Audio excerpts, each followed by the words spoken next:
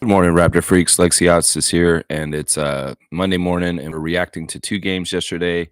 9:05 victory over Osceola Magic, and unfortunately, the Raptors really bottomed out in the rebuild yesterday against the Atlanta Hawks. And it's a perfect storm of a couple different things, the results of what happened yesterday, and I kind of want to go over it in a way where people can look at it fairly in certain ways. One of the things that I'm realizing this year in the NBA is this may have been one of the toughest years to do a rebuild ever because there really aren't that many bad teams this year. There really aren't. A lot of the teams that were bad last year are actually way better this year, and Atlanta is one of them.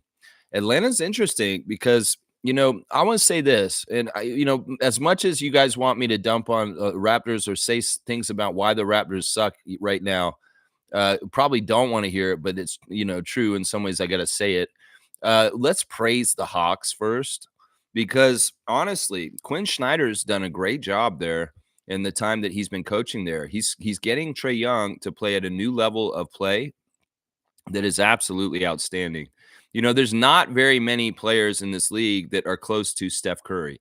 And well, Trae Young is probably one of the closest, if not the person in this league that is the most like Stephon Curry and able to do the skills that Curry does as far as the range. And now he's, like they were saying on the broadcast, he's playing effortlessly. He's playing with purpose. He's playing with the role of the game where he just does what is the right move at the right time on that end of the court. And a lot of it's getting his teammates involved now. There's an evolution for top level players in this NBA where, sure, they can carry. Sure, they may have to score 50 points to carry their team night in, night out, like Trae Young has had to do in the past because the Hawks have not had the right kind of people around him. But because the Hawks have built a long arm monster around Trae Young at this point, and he has some very capable players emerging like Jalen Johnson and DeAndre Hunter, he can distribute and also pick and choose when he wants to score himself. And he was masterful at that. You have to give credit to where credit is due. And Trae Young has evolved as a player in the NBA to not just a selfish, jacking up shots like crazy myself kind of guy, to a guy that's absolutely making his teammates better right now. Clint Capella and him have had a certain chemistry for a long time with lobs and things like that, but this is expanded now at this point. This is not totally just like that.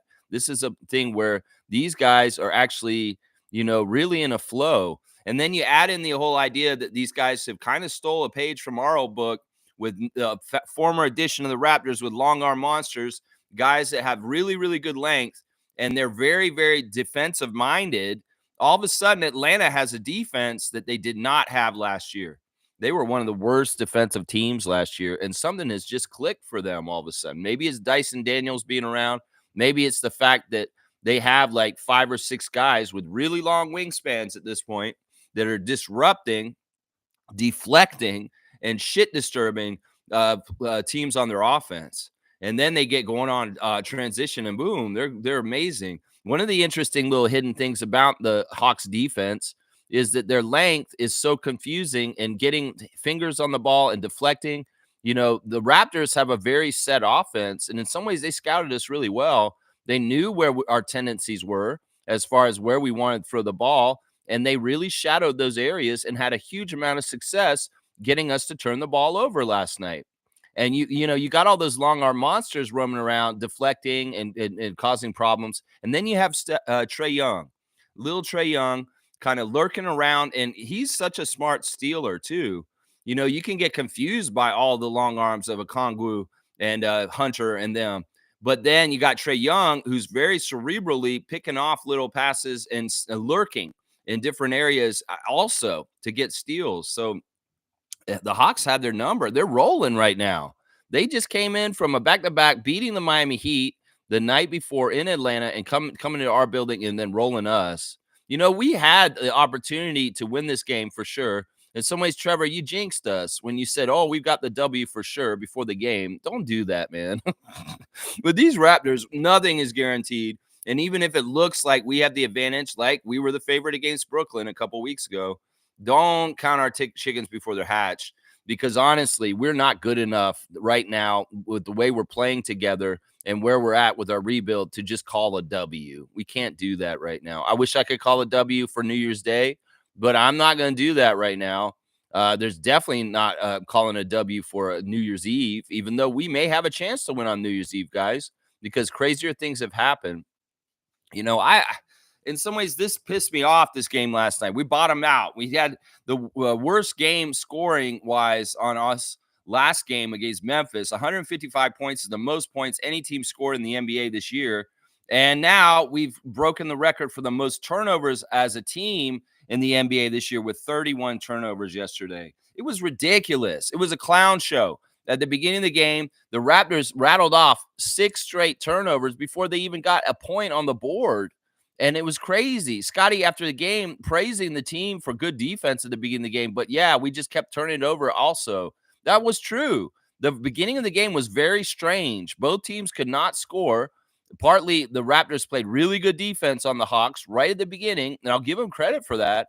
But they did not take care of the ball at all going the other way. And, Darko said this after the game, that the Raptors were a bit sped up already at the beginning of the game. Maybe they were hyped from their team meetings and their extra practice on Saturday to come out and show a good effort.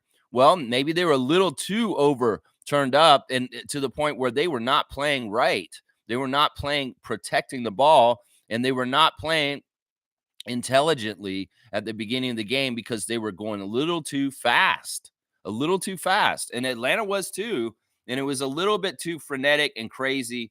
And in some ways, the Raptors never slowed down in the right ways with their offense to get things going. And the defense of the Hawks, the improved defense, the longer arms, really, really messed us up the whole entire game, consistently turning the ball over almost the whole entire game, the Raptors. And so many opportunities are lost when you turn the ball over right at the beginning of the game. First play Scott does, he throws it to Jakob in the middle of the lane with 3 Hawk defenders right around him. That's poor decision making. That is poor recognition that there's a bunch of Hawks players standing around your center, Scott, and that is not where you should be throwing the ball to right there. You need to recognize the distribution of the defensive players and try and get it to a safe person, the person away from maybe a cluster of defensive players. Because right from the start, turnover, because you threw the ball to Jakob, and he can't do nothing with 3 Hawks all around him like that. And once again, another team that has really, really good paint defense because they're crowding you with long arms and people that are just attacking and making it hard for you to do anything near the paint. That really, really hurt the Raptors last night. So I want to give a lot of credit to Quinn Snyder, Trae Young, the Atlanta Hawks for the high level of play that they're playing at right now. And they are a real bona fide like Eastern Conference danger for a lot of teams. We can talk about the top teams like Cleveland and Boston, but Atlanta could be an upset kind of team in the playoffs. And it's like crazy because Trae Young's really the only big name. Jalen Johnson is emerging, but man, I was really impressed with them. This is not the Hawks team of Lloyd Pierce. This is not the Hawks team of 2 years ago or even last year. This team has leveled up. And that's the thing that's scary for the Raptors. We've gone down to a rebuild mode. And some of these teams that were not good last year, like Memphis, like Atlanta, have leveled up. They've literally leveled up, and they're looking way, way better. It's too bad. It's too bad. Honestly, the refs were looking out for us in the beginning of the game, but the Raptors were such incompetent team that they could not take the bonuses that were given to us by Musa Dagger, Ray Acosta, and Carl Lane yesterday, because honestly, we had 2 over and backs that they did not call. There were 2 calls that they should have whistled and given us 2 more turnovers on top of the 31 we had, because there was an over and back with Chris Boucher and Scotty Barnes. There was an over and back where they threw it to Kelly Olynyk crossing the half-court line, and he had not made it across the line, and they turned it to him. And the Hawks players were yelling about it, and they didn't call it.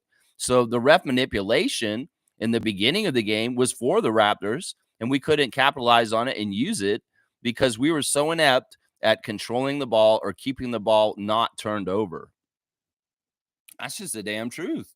That's how it went. And the other thing that killed us is that once again, 3-point shooting and not being able to keep up with the Hawks 3-point shooting. Trae Young specifically, just nasty. I mean, he was on top of his game. He was hitting his shots and looking real good with his deep threes and just hitting them whenever he wanted to when he had space, looking like Steph Curry, and then absolutely getting his teammates involved and feeding them with great assists also. Yeah, I was impressed. Seriously, I can't hate on this. In some ways, the Hawks opened my eyes to that these guys are serious. And I think they're better than the Sixers. I think they're better than the Sixers, the Hawks. I think that if they played them in the playoffs, they would beat the Sixers right now. Yeah. Yeah, seriously. All right, let's see what y'all are saying in the chat. We got the stars of the game. We'll go over the 905 game and we'll do the classic card and the Instagram stories also. Trevor's saying you never know what's around the corner. It could be anything or it could be nothing. You keep putting one foot in front of the other, and then one day you look back and you climbed a mountain. Yeah, baby steps. You take little steps in your life, and you accomplish something over a long-term time that maybe you can't see on the day-to-day basis, the progress. Maybe you don't even think it's something's achievable, but if you put in that little bit of work every single day, plug away, you never know where you'll get to in the end. And that's totally true. I love that, Trevor. That's great words of wisdom. And this is the thing. This is dark. This is a dark time in the Raptors history right now. This is a dark time for the team.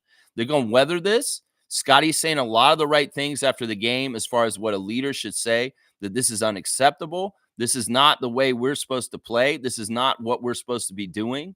In some ways, Bruce Brown let it be known in his interview after the game that this team is sick and tired, literally, that they've been sick. They've had a flu passing around on the team. We've seen RJ with it. We've seen Jacoby with it. We've seen Jakob have it. There's a lot of different guys have been sick in the month of December and also tired. Bruce just came back from an injury and played his debut for the year. But there's a lot of other guys that have been playing a lot of minutes and have been in the NBA grind in the last few months that are feeling it. We've heard Jamal Shed talk about how he's hit a rookie wall already very, very early in the NBA season because he's just not used to the amount of games and how fast and furious they come. So, different people, especially when you have a young team with a lot of rookies, are going to be hitting different walls at different times because they're not like experienced NBA pros that have gone like 10 years, 5 years, 6 years in the league. And that's happening. I mean, even somebody like Grady Dick, who played half a season really last year, is feeling like very tired probably at this point in the season, even though he's in his second year. So you can only imagine Mobo and Shed and Battle and Jacoby and to some degree feeling a little bit more of the feel of it. I mean, I know Jacoby hasn't been back that long, so in some ways maybe not him as much, and he's missed a lot of time. But I'm just saying that's part of it, and Shed's letting us know that they're literally sick and tired, and that is part of the factor of where things have gone in the last few games. I would say since the Chicago game, the Raptors have played some of the worst basketball this year. They played very, very good basketball most of this year, even though they were losing until the Chicago game at home before the break, and also the Brooklyn game after that. And then boom, those games in between, and then the game last night. The three worst losses, I mean, in some ways to me, along with the Memphis loss, maybe with the Cleveland loss at the beginning of the year, are the one yesterday, the Chicago loss, and the Brooklyn loss in the last month. And, it's just they're games that could have been won if they had been handled a little bit more responsibly. And we could have had more W's going into 2025 than just seven wins going into the new calendar year. This is bad. This is very, very bad. I told y'all about this color. This is not a good color to be around our team. And if we want to have, we're on track to have the worst NBA season in Raptors history right now. The 30th anniversary season may end up being the worst record-wise for the Raptors ever if we continue the way we've been right now for the rest of the season. Seriously. I mean, we're going to be at halfway point of the season soon. If we have like 9 wins, well, you do the math. Do that times 2, and boom, you got 18 wins. And the worst season the Raptors ever had in their history was like 19 wins, I believe. So we really need to watch out because the league's gotten better. The league is against us in far as referees and schedule, and nobody's giving us any breaks. and we are going to have to fight our way out of it. And that's what they keep saying. Darko and Scotty saying we have to fight better. We have to fight harder. We got to fight through it, and we got to get it. We can't be not our best like we've been recently. And that was not our best. That was not our best. We've played top notch. We've taken care of the ball. We've done things like we're supposed to yesterday in games early this season and still not won. And damn, if you don't do those things and you do play against a team like Atlanta, you won't win then either. And that's part of it right there. That's part of it right there. Boom goes the dynamite. Trevor's saying Houston and Miami game six. Game six? What? Game six is not the playoffs. Six people. You need some punctuation. You need some punctuation, Trevor, because these are cue cards I can't read properly. You know, when they do the news, they use commas or periods, please. Miami and Houston Miami game, there were ejections last night. There was a little bit of a scuffle between Amin Thompson and Tyler Hero. Thompson throwing Tyler Hero to the ground, and then, you know, people getting involved and fighting. Fred VanVleet had already been ejected by Mark Davis in that game because of a call of 5-second violation. And then Fred bumped Mark Davis with his body and got thrown out of the game. So he was not present for the shenanigans later, in which Tyler Hero, Thompson, Terry Rozier, Coach Ime Udoka, and another assistant coach of the Houston Rockets, all were ejected, all thrown out like crazy stuff. It is what it is. There was no prior beef between Thompson and Hero. It was just in the battle. They kind of bowed up to each other, and they didn't like each other. So they don't even know each other, but they had a scuffle, and that's how it went down. Miami ended up winning the game. And yeah, that's pretty impressive because they had lost the day before to the Atlanta Hawks that just beat us yesterday. So yeah, that's an interesting story. It's not really Raptors related because Fred wasn't involved in that part. And I'm not totally interested in this story, honestly, Trevor. I'm really not. Smith saying, good morning, all. Raptors had no fight in the second half. They gave up. Yeah, I don't know if that's exactly true. You know, Smooth, let's just put it this way. The Raptors were trying to an extent, but they couldn't compete. And part of the problem was that they continued to turn the ball over. And that's frustrating. That is very, very frustrating. They did show signs of not being connected very well in that game yesterday. We saw Scotty bounce the ball off the back of Jakob's head in a pass where Jakob wasn't ready. You know, there was a lot of bad turnovers by Scotty personally. He had 8 turnovers in the game yesterday. And if you think about Scotty taking care of the ball better and not having so many turnovers, some of those turn into baskets for him or assists and baskets for his teammates. That changes a whole lot of this game real quick. No, the Hawks were very well coached, and they continue to do what was working from the beginning of the game all the way through the whole game. And we never adjusted and did the right things to take care of things to try and do better. And the main thing was we were stifled and frustrated by their length and deflections and just not allowing us to get a clean offensive game going. We could not pass the ball around. They were always getting their hands in different places. Some of it was lazy passing. Some of it was poor effort as far as passing the ball with some zip on it. Some of it was telegraphing our plays and knowing what we were going to do and getting to the spots to mess it up. So, yeah, there were a lot of different reasons why. And, you know, the Raptors were just off. That's another thing. I'll say this. In some ways, sometimes basketball teams just have a certain percentage of games during the season where they're going to just be bad and they're going to be off. They could be the best team in the league, but they're not connecting right. They're not making easy shots that they normally would make, and they're just having an off night. And that's, you know, I hate to say it, Davion wasn't playing last night. There was an off night for the Raptors yesterday. And that's a big part of what happened too, is, you know, I was talking about how they've been staying connected and stuff like that. And they have stayed connected in the bonds of friendship and teammates as far as like trying to get through this together and not turning on each other. But there's also the connection on the court, being locked in and dialed in with each other so that you make pinpoint passes. When you're doing different things, you are being successful in connecting with each other.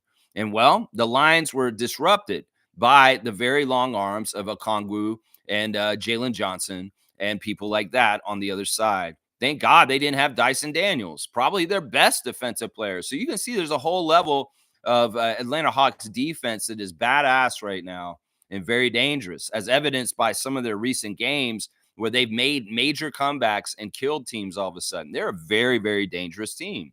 And the other thing on the down low about the Hawks is they have some experience over time. You know, Capella and Young have played together for a long, long time.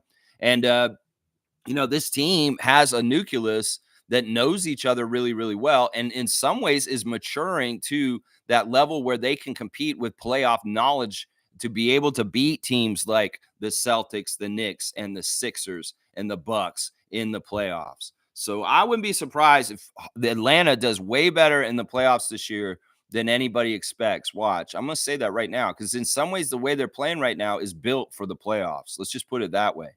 Let's just put it that way. Yeah. Yeah. I wouldn't say the Raptors gave up because honestly, that it's not, you know what? In some point, they're probably just like, yeah, we're not getting this one because in some ways, Trae's deflating. He hits a three like he does near half court, and he just stacks the score up higher. You know, in some ways, we weren't prepared in the ways that we needed to be with the scouting report to counter them, and we just kind of couldn't keep up with them. And once we were head was underwater, we were just floundering and drowning. And things did unravel in the second half for sure. Things unraveled to the point where you know what? We weren't going to win the game, and it just wasn't our night. But I'm not going to say that they gave up. I can't say that, Reggie. I'm sorry. Smith saying the players seem like they tuned out the coach. No, no. See, you're overcharacterizing things. No, they still listen to coach. It's just that this is a very difficult season. It's deflating. It's difficult, and they're not tuning out Jarko. They're just having a hard time and maybe they're tired and sick, like Bruce said. And it's hard to have the energy to match that energy coming from the Hawks. I mean, it's crazy. The Hawks played the back to back, but they didn't look like the tired team.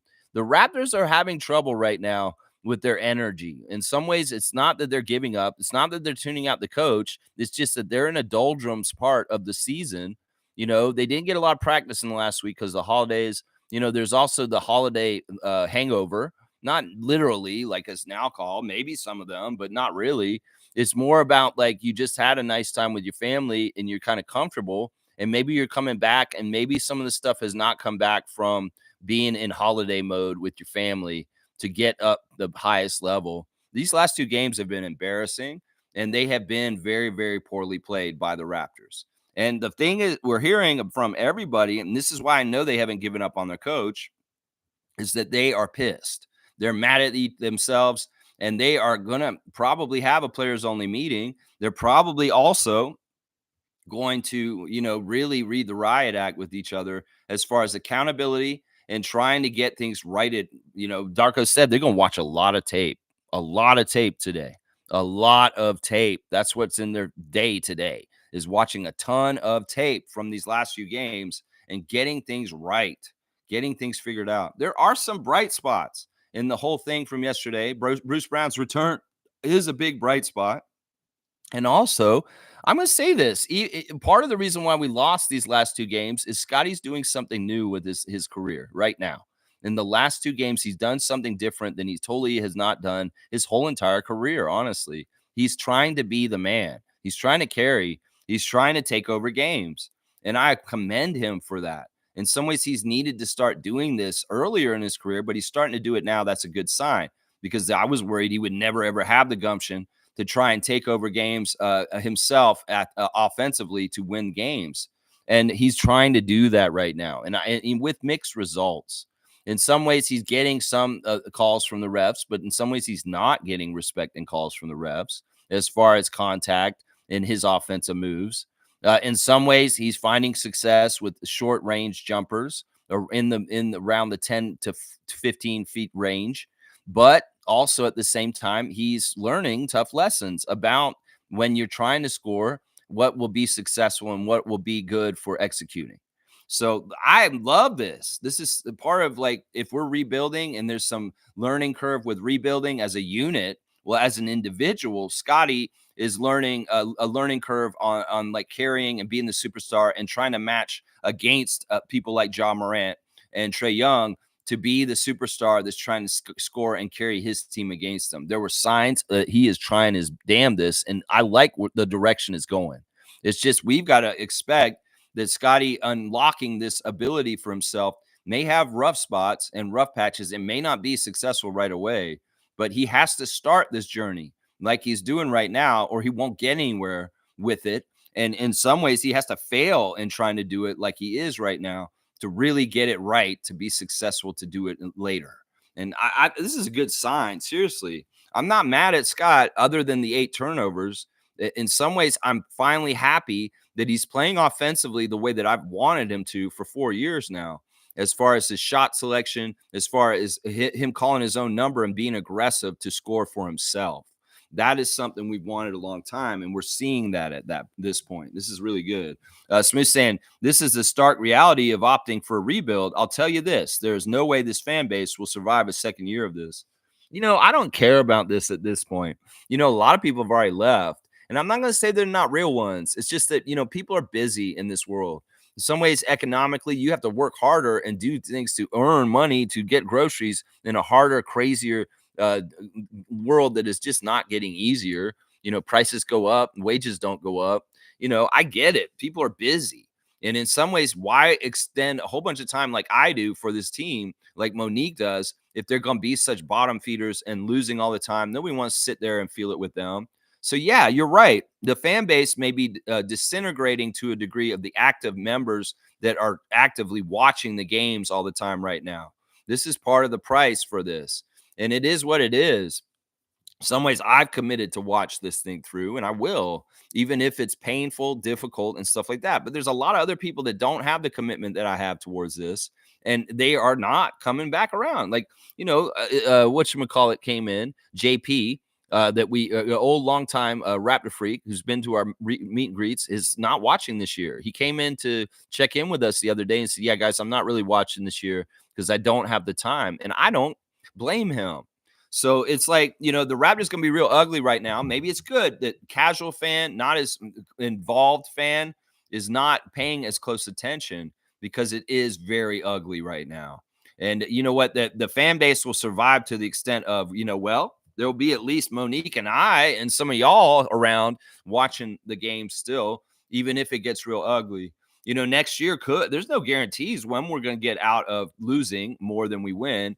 And that's the thing. These losses recently are more like a rebuild.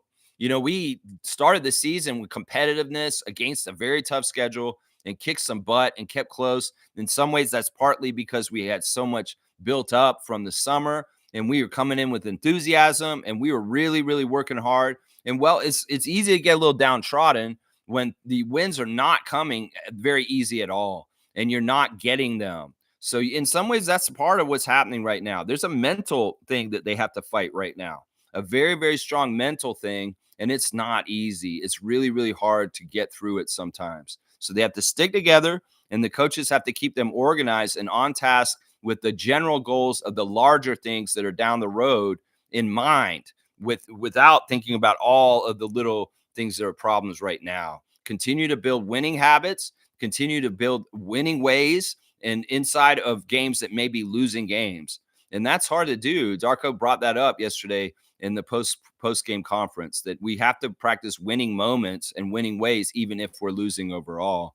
Yeah, I mean, listen, I don't blame anybody who's not able to watch Raptors basketball right now. Earlier in the season was entertaining when we were close, just didn't know how to close out games and win them.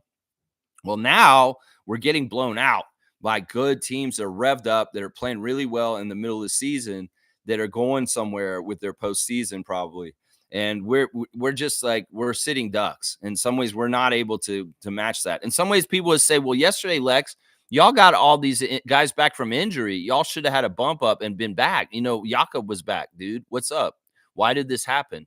Well, Jakob just came back for first game back, and his rhythm wasn't exactly right. You can tell that. He wasn't exactly right. He wasn't, it's like everything. These guys come back from injury. You can't expect them to be perfect. Although Bruce Brown was pretty good for playing his first game this season. He was fresh out of the box and played very, very well yesterday. In fact, he's my number one star of the game yesterday. Bruce Brown, in his debut for the Raptors this season, came out there and off the bench. In 19 minutes, he scored. He was 6 of 12, 50% from the field. He missed both his threes.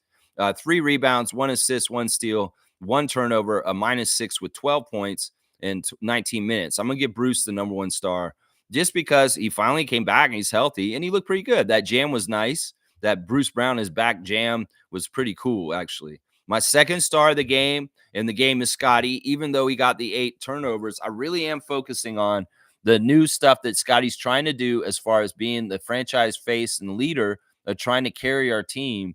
And some of the stuff is just so beautiful with the turnarounds, the fadeaways, and the more powerful play around the basket, like whether it's going for offensive rebounds and putting them back, whether it's just relentlessness around the basket of just to make sure that ball goes in the hoop.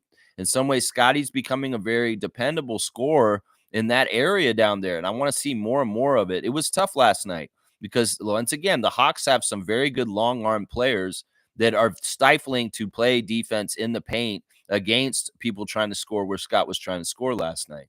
But Scotty was 7 of 12 from the field, so he shot really well. That's what I'm saying. If he does more around there and brings it outside, it'll be better. He did only take 1 3 and he missed it. He made all 5 of his free throws, which is very, very professional. And I love that. That's something that I took note of, that I have gratitude towards Scotty Barnes, because he takes care of his free throws and he really, really thinks about them. And they matter. And he really does a good job at the free throw line. He's a good free throw shooter. 8 rebounds, 5 assists, 3 steals, 8 turnovers, a minus 34 for Scott, the highest scorer for the Raptors with only 19 points. Yeah, it's tough, man. There's definitely 2 sides of the coin with Scott. There's a lot of fantastic stuff that we saw last night that I'm telling you is in development in a new way that we have not seen yet in his career yet as a Raptor. And now also he's having really bad problems with turnovers. But how much of that turnovers was the excellence of the defense of the Atlanta Hawks, and how much of it was just careless, poor decision making where he just threw the ball away in dumb ways, like off of Jakob's back of his head? That's what I'm saying. The third star of the game for me in this game is going to be Pirtle. Pirtle returned, and he wasn't exactly right. He wasn't very high volume either. They were not totally going through him like they would normally. They had to ease him back in. 5 for 8 for Jakob, 3 for 4 at the free throw line, 6 rebounds, 1 assist, 2 steals, 3 blocks. So he stat stuffed a bit. He did have 4 turnovers himself. So that's 12 turnovers just between Scott and Yak. That's horrible. Minus 25, 13 points in 27 minutes. Jakob Poeltl's my third star of the game. And it's really just because I'm welcome back. We're very happy to have you. But this is not the kind of game he's been having like earlier in the season. It's not a double-double. He didn't get over 20 points. We can get way more out of Yak. But it was a welcome back game. He had been out, and he needed to find his rhythm and his footing once again, being active again. So hopefully he'll be ready for Boston, and he'll be able to play at a higher level then. I mean, there's a couple of honorable mentions. RJ Barrett, maybe a little bit. Jamison Battle off the bench, hitting some threes. Maybe those guys are a little bit of honorable mention. Jamal Shed wasn't bad either off the bench as a backup point guard in certain ways. So, yeah, looking at the stars of the game for the Raptors game yesterday. It is what it is. Yeah, Trevor's saying Raptors started the game turning over the ball, and then from there, cookie crumbled. Yeah, horrible start. And you know what? In some ways, a lot of it was on them just being careless, not in touch with each other, and just not connecting right from the start. And that was a pretty chaotic start, honestly. Like they said, it was very revved up. And in some ways, it favored the Hawks in their style of play, having it so revved up. It may have been that the Raptors had gumption from their meetings and saying, we're going to come out with fire and we're going to do something, but they were a little too revved up, and it played right into the hands of the Hawks kind of style of defense. I think that was a big part of what happened there. Really, really did happen in a really crazy way right there. Yeah, they start really badly, really, really badly. I've never seen a team get so many turnovers before they actually score like that. It was really, really bad.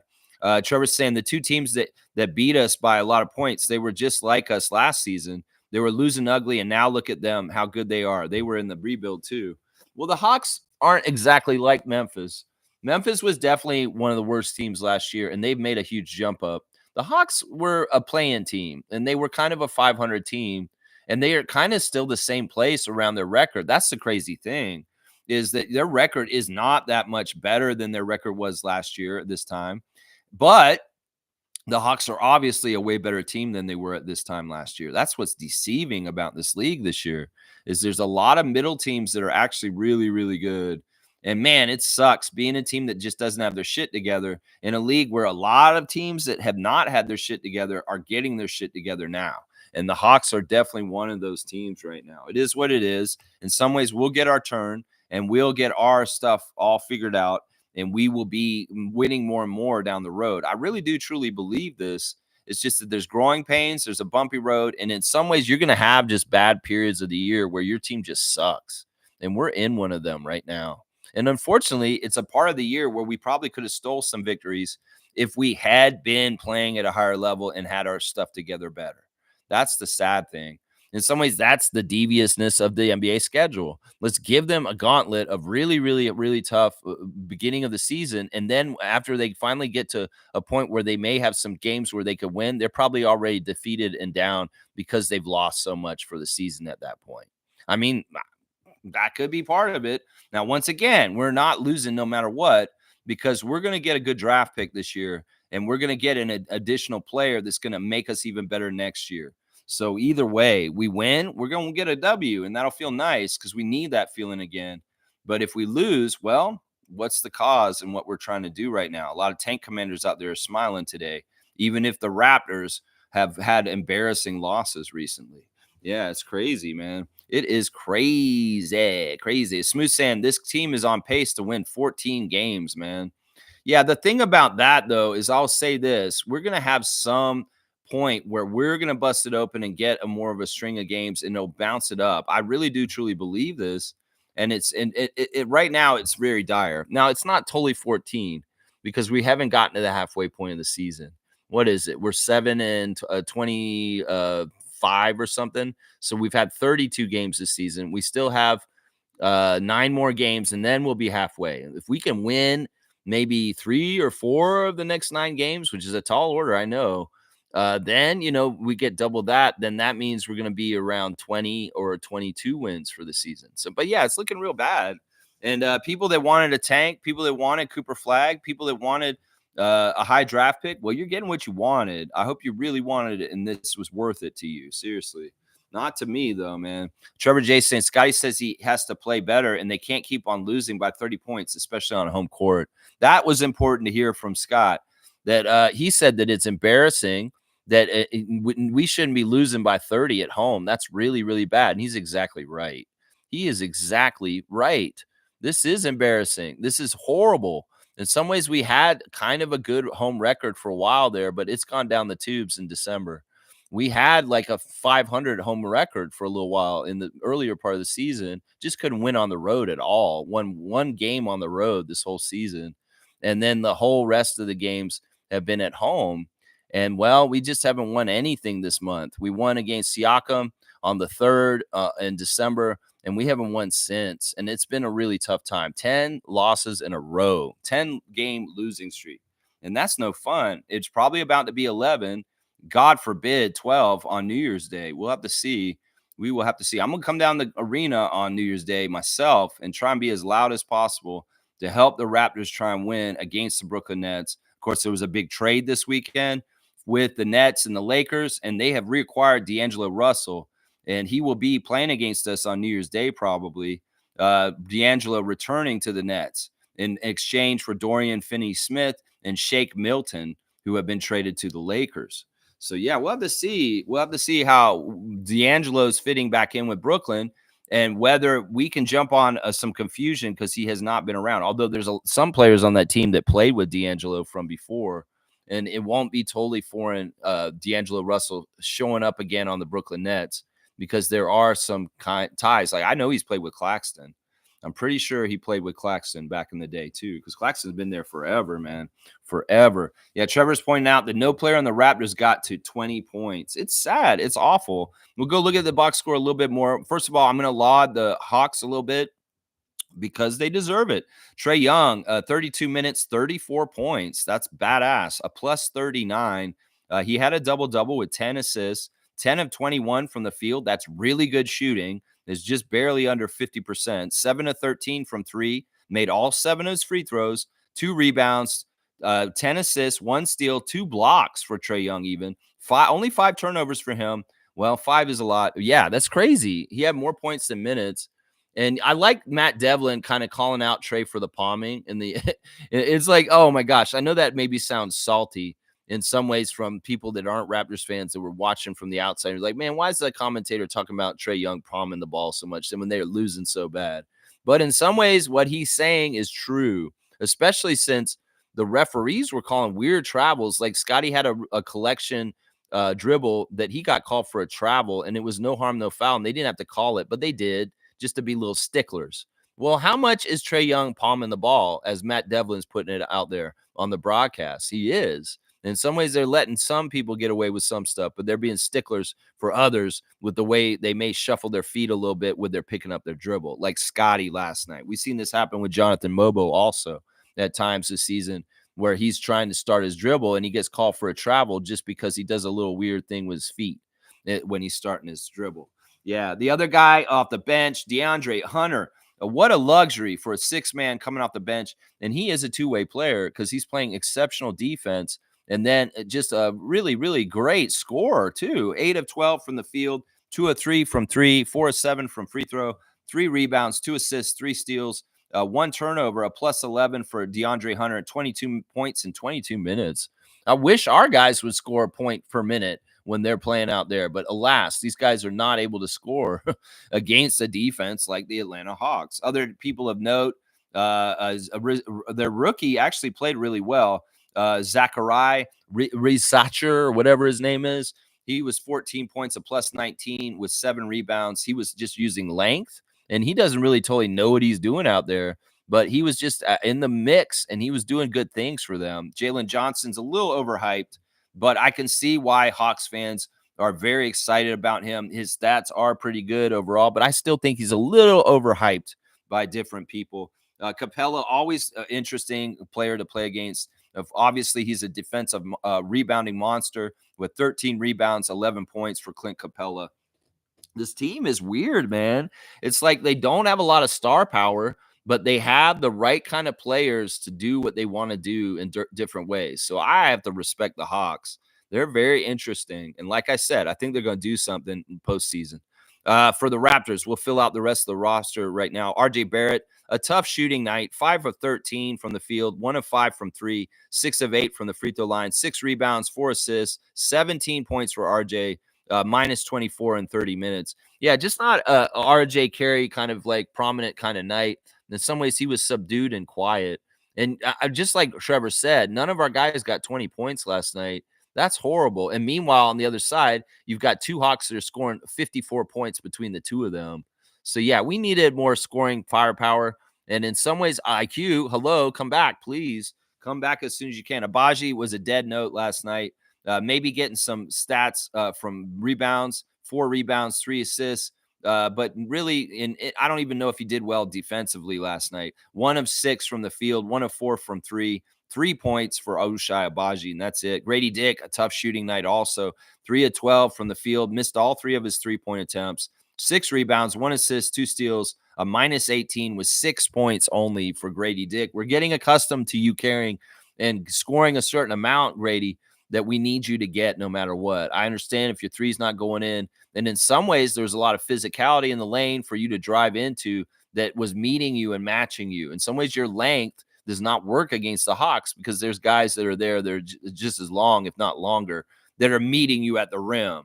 So that was tough. Kelly Olynyk, weird player. He was playing dirty. He was falling all over the place, whining and crying. In some ways, Kelly was getting in trouble with the refs. There was a call that was totally not right against Kelly. But then again, there were a lot of calls that he was doing that he did deserve. Kelly's a weird one, man. 1 of 4 from the field, missed his only 3, made all 4 of his free throws, 6 rebounds, 2 assists, 4 turnovers for Kelly in 12 minutes, and 6 points. Yeah, he was part of the turnover problems too. Kelly was not taking care of the ball right for a veteran of his years of experience. So, Kelly, why you got 4 turnovers in 12 minutes, my guy?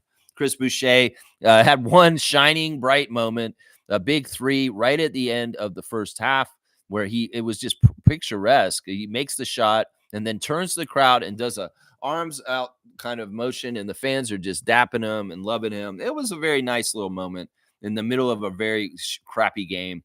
to see Chris, and that's really like the only shot he made. It was that 1-3. He made 6 points at the free throw line, though, 2 rebounds, 1 steal, 1 turnover. So he wasn't really bad with the turnovers. A +1 also for Chris, 9 points in 12 minutes. So in some ways, Chris was pretty solid. I like that 3, and I like that he made all of his free throws. All 6 free throws go in. That's a pro. That's a pro. Jamison Battle, 3 of 6 from the field, 2 of 3 from 3, 2 rebounds, 8 points, -1 in 9 minutes. So he had pretty good points per minute production.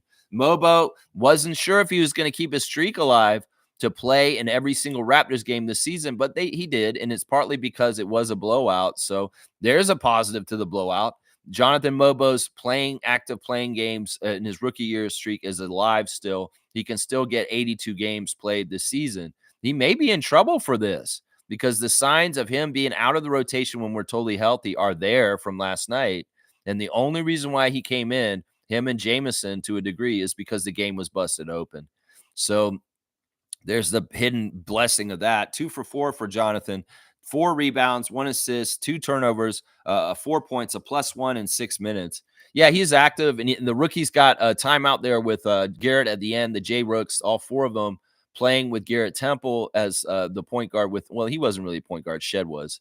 But yeah, Jacoby, Jamal, Jonathan, and Jamison out there with Garrett at the end of the game, and they weren't winning even then.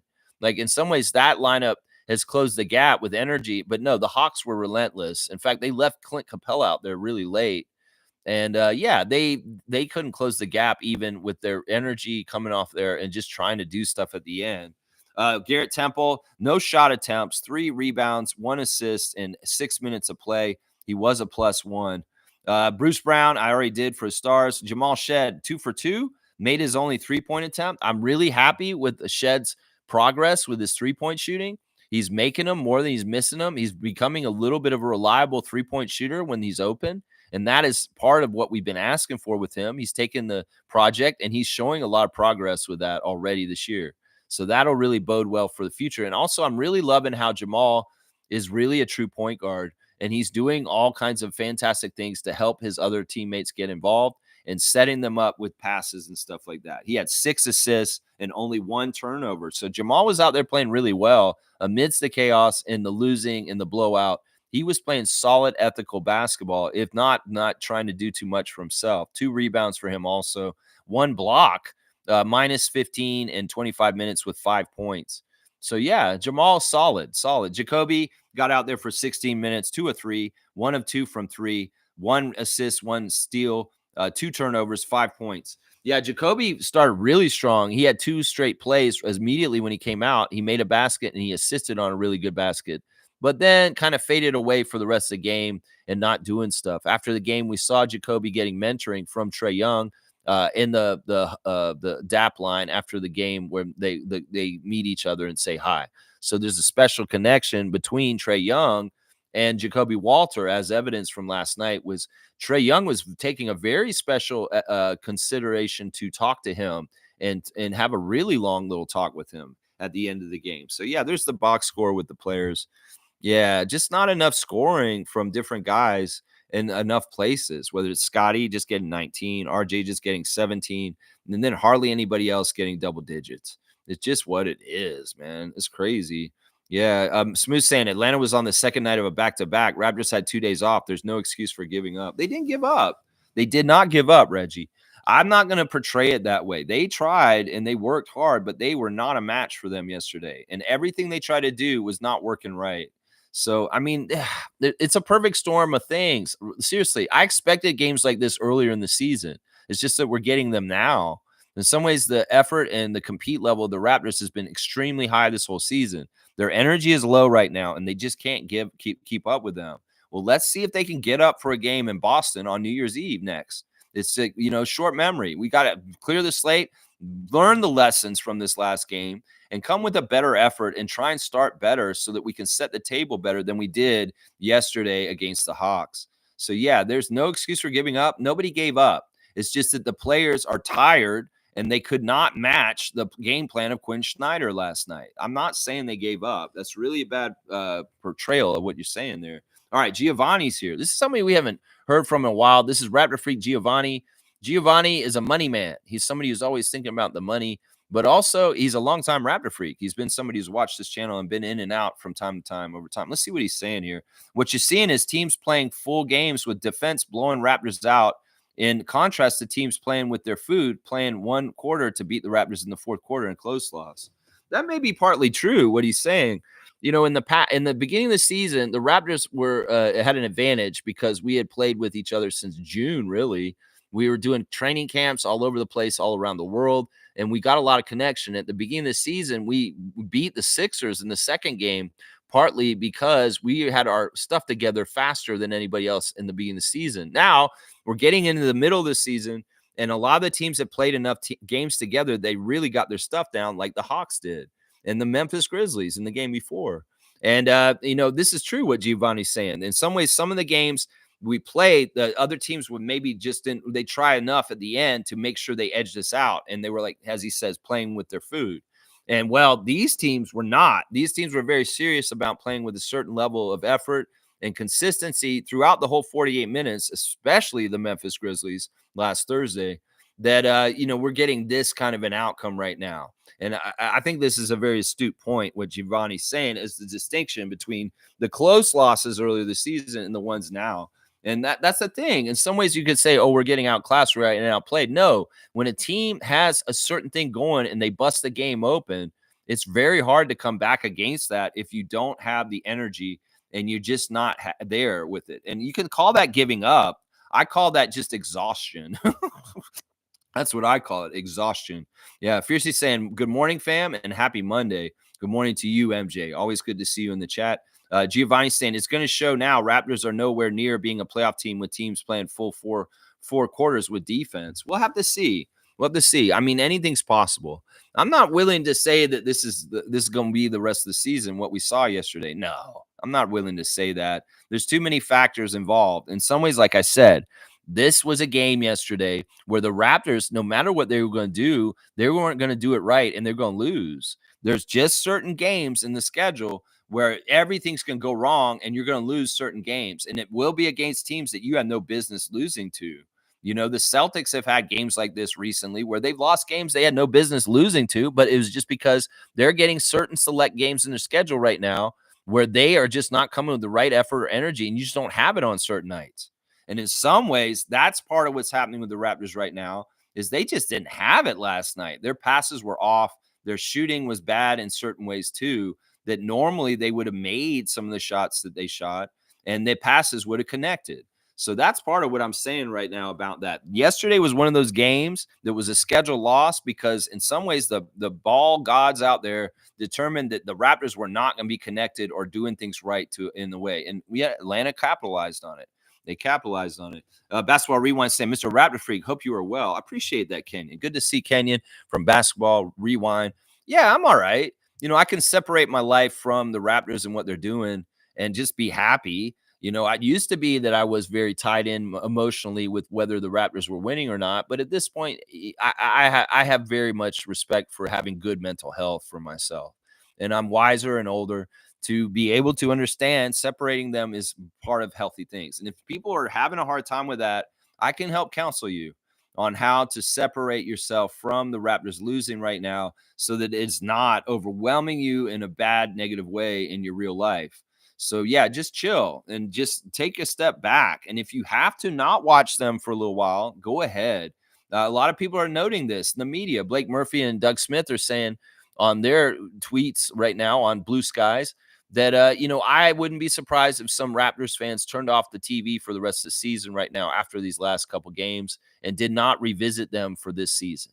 And I don't blame them. In some ways, this is going to be a long rest of the season. We'll have to see. There may be some joys and victories coming where we're going to feel them, and it'll be very rewarding after all this darkness right now.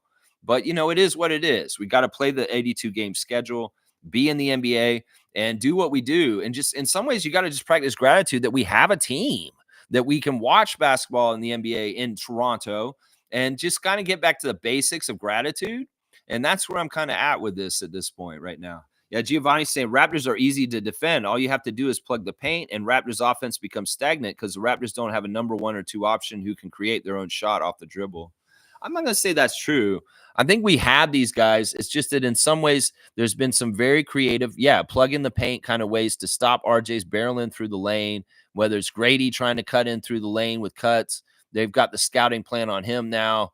Oshai is better at cutting to the basket too. And that is true. That's a very effective defensive scheme to try and stymie our offense from going. But I'm going to tell you right now, Scotty Barnes is showing some things right now as a top level scorer in this league that he develops and gets this more down. He's going to be unstoppable in this league, and he just needs to continue to go in the direction he's going right now. If he keeps going in this direction, it's going to really have some gold at the end of it. Seriously, it's just as the very early feeble steps, the beginning of the journey. And in some ways, let's get back to Trevor's words of wisdom at the beginning of the game. You may not see the progress or the good things from what Scott's doing the last 2 games because of the outcome of the game, but the building blocks of new kind of Scotty and taking over the game have been shown in the last 2 games. And I've seen a very effective score against Defensive Player of the Year, Jaren Jackson Jr., and also against a very long Atlanta team yesterday and getting some baskets near the basket. And what you were just describing we don't have, we have it in Barnes. It's just he has to harness it and master it a little bit better. And I will also go this far as saying I've seen enough signs from our 19th pick this year that he has some of this stuff too. He's coming down the pipeline too, as far as a guy who will carry, get you mid-range shots or gets buckets and score in the way that you say we don't have. So Giovanni, give it some time, let them cook. And as they simmer and get better over time, you're going to see Jacoby Walter emerge as a top-level scorer in this league when time has come. And Scotty's already on his way there right now. Yeah. Fiercely saying the negativity was to be expected. Same people crying to have Fred and Pascal gone, lacking mental strength to accept the harsh reality.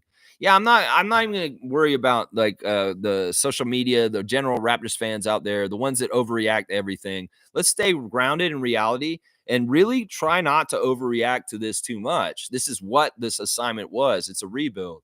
And we've been lucky so far this year that we haven't had so many ugly losses like these last 2. They were going to come at some point. In fact, I'd said this earlier in the season, man, this is so good. Our rebuild's going so well. We have not had some of the normal blowout, crazy, embarrassing losses that are to be expected in a rebuild like this. Well, we're having them now.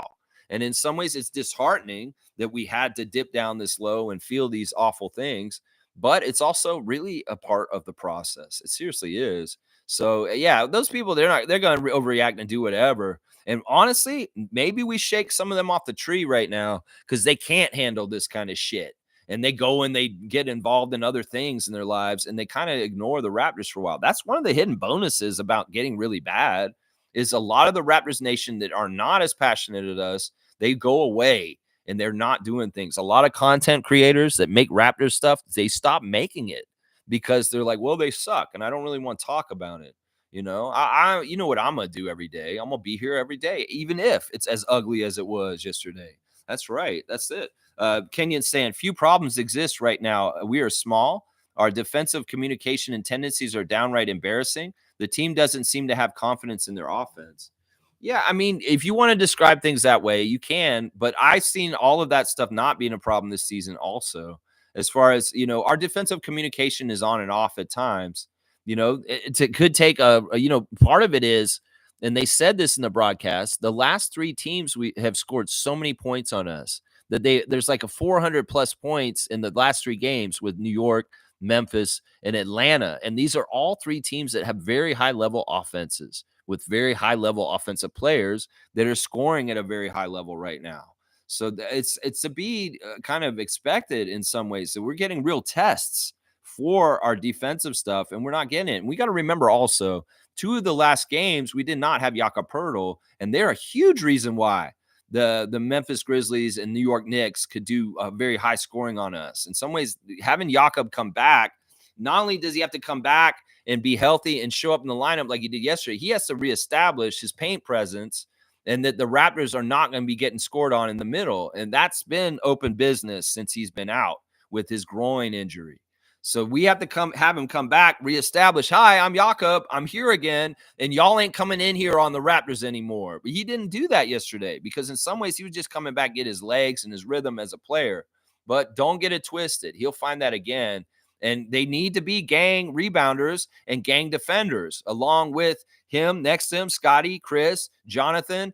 Those guys all need to be kind of like working together as a defensive unit down low. And even in the Memphis game, I saw Jonathan and Scotty working really good as a defensive team in the paint to be very good defensively, even if it didn't look like it with the score and how much the Grizzlies were so proficient.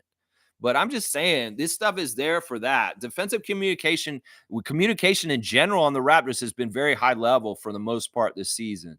But it's tough to talk and keep things up when you are getting so downtrodden in such a bad way and getting beat down so badly. John Morant came up to them in the Memphis game and said, y'all suck, and said all kinds of ugly things to them. And that mentally can hurt a team. Seriously. Sticks and stones and break your bones. But trash talking, in some ways can be annoying. And well, we're just going to have to see the fight and the determination of our guys. As Darko said, we have to fight even harder. That's what we have to do. That's the only answer right now. That's right. Yeah. Our tendencies are downright embarrassing. Well, I mean, Kenyon, I tell everybody, if the team's embarrassing you, just don't watch right now. Seriously. I'm not embarrassed by them because I know this is natural and it's just part of it. And it's up to you if you want to take shame in things. I'm not going to take shame in this. We are what we are. And well, I'll stand by them and say, yeah, this is what's going on. It is embarrassing, but I'm not going to feel it myself. It's just I can look at it from the outside and separate myself and say, yeah, it is embarrassing as a Raptors fan to see where we're at and how low we are at this point. It sucks. It sucks. It really, really does suck. Yeah. The confidence in the offense comes and goes. I think that RJ and Grady are so good at keeping confidence in dire times. It's just that Grady, they did a really good job of kind of nullifying Grady last night. That they had a lot of long players that were pretty quick. They could keep up with him and maybe just a little stronger and longer than Grady. And that is a little bit of the part why Grady was struggling a bit in his game last night and not really scoring a lot for us. Plus his 3-point shot wasn't going in. So it is what it is. Giovanni saying, reality is RJ and Grady are poor defenders, so it's easy to hunt them for easy buckets. I don't know if that's the reality. I don't think that's exactly true. These guys are effort guys, and they in some ways they do certain things on defense that are, RJ's getting better and better. Grady really does a good job of jumping the passing lane, stealing balls. In certain ways it's the scheme and how you do things. But yeah, I'm not going to get behind this, Giovanni. I'm not going to get behind this. These guys are effort guys on defense, and they're going to make things happen with hustle and staying dogged and intense and tuned in. And I'm not going to get behind that narrative. Fiercely saying, to be fair, both the Raptors and Hawks kept turning over the ball in the first 5 minutes. I was wondering if I was watching a game or a comedy segment. Well, that wasn't exactly turnovers that the Hawks were having. We were blocking them. We were stealing the ball. We were doing some really good defensive stuff that Scotty cited in his post-game press conference, that we were turning the ball over and then making a huge block on them or like getting some good steal or something. So there were, I guess that's technically a turnover if we steal it for Atlanta, but it was really our defense that was counterbalancing, and then us making sloppy, non-forced turnovers on our offense, which was the ugly part right there. Yeah, Fiercely saying, I will no longer blame the NBA for back-to-back scheduling as we see teams in back-to-back still beat us. Well, I feel like in some ways, the thing with the Hawks right now is that they're just on a real upswing. They're really playing at a very high level, and they're having a very good confident kind of building kind of things, whether it was the comeback in their game last week against the Pistons, where they were really going to lose, and they came back and absolutely won it just by the skin of their teeth. That's a real confidence builder. And then, beating Miami the way they did. Miami's been playing pretty good, and they beat them on Saturday, and then they come and beat us on the second night of back-to-back. They're just riding really high confidence. In some ways, it's the opposite of us. Maybe there is a little bit of a downtrodden confidence problem with the Raptors right now because there's been so many L's. And meanwhile, the Hawks have had a lot of success and a lot of good things happening that they're riding high on confidence. So you can kind of see the difference in the two teams yesterday. That's part of it right there. Yeah. Yeah. Let's see. Giovanni saying the Hawks are a mid team and they blew up the Raptors playing a full 4 quarters. So it shows how far the Raptors are from competing in playoffs. You get a strike because that's unnecessary. The Hawks are not a mid team. You can go ahead and go on old news, Giovanni. That team is good. I watched every team that we played this year, and that team is actually a top 5 Eastern team right now. So don't even give me that crap that they are a mid team. And seriously, if you're gonna come in here just to dump on the Raptors while they're down, Giovanni, because I never fucking see you on this channel. If you just came in here for today to dump on the Raptors while we're down, I'm gonna kick you out. Seriously. So tread softly. And if any more of your comments are insulting, I might just strike you out, just so you know. I am kind of pissed off right now, and I love to have somebody to take it out on, Giovanni, just so you know. Kenyon's saying, I know that turnovers are part of passing the ball around, but we aren't offensively organized with purpose. Again, we will build eventually and be fine, but right now it's tough sledding. I think that's fair to say.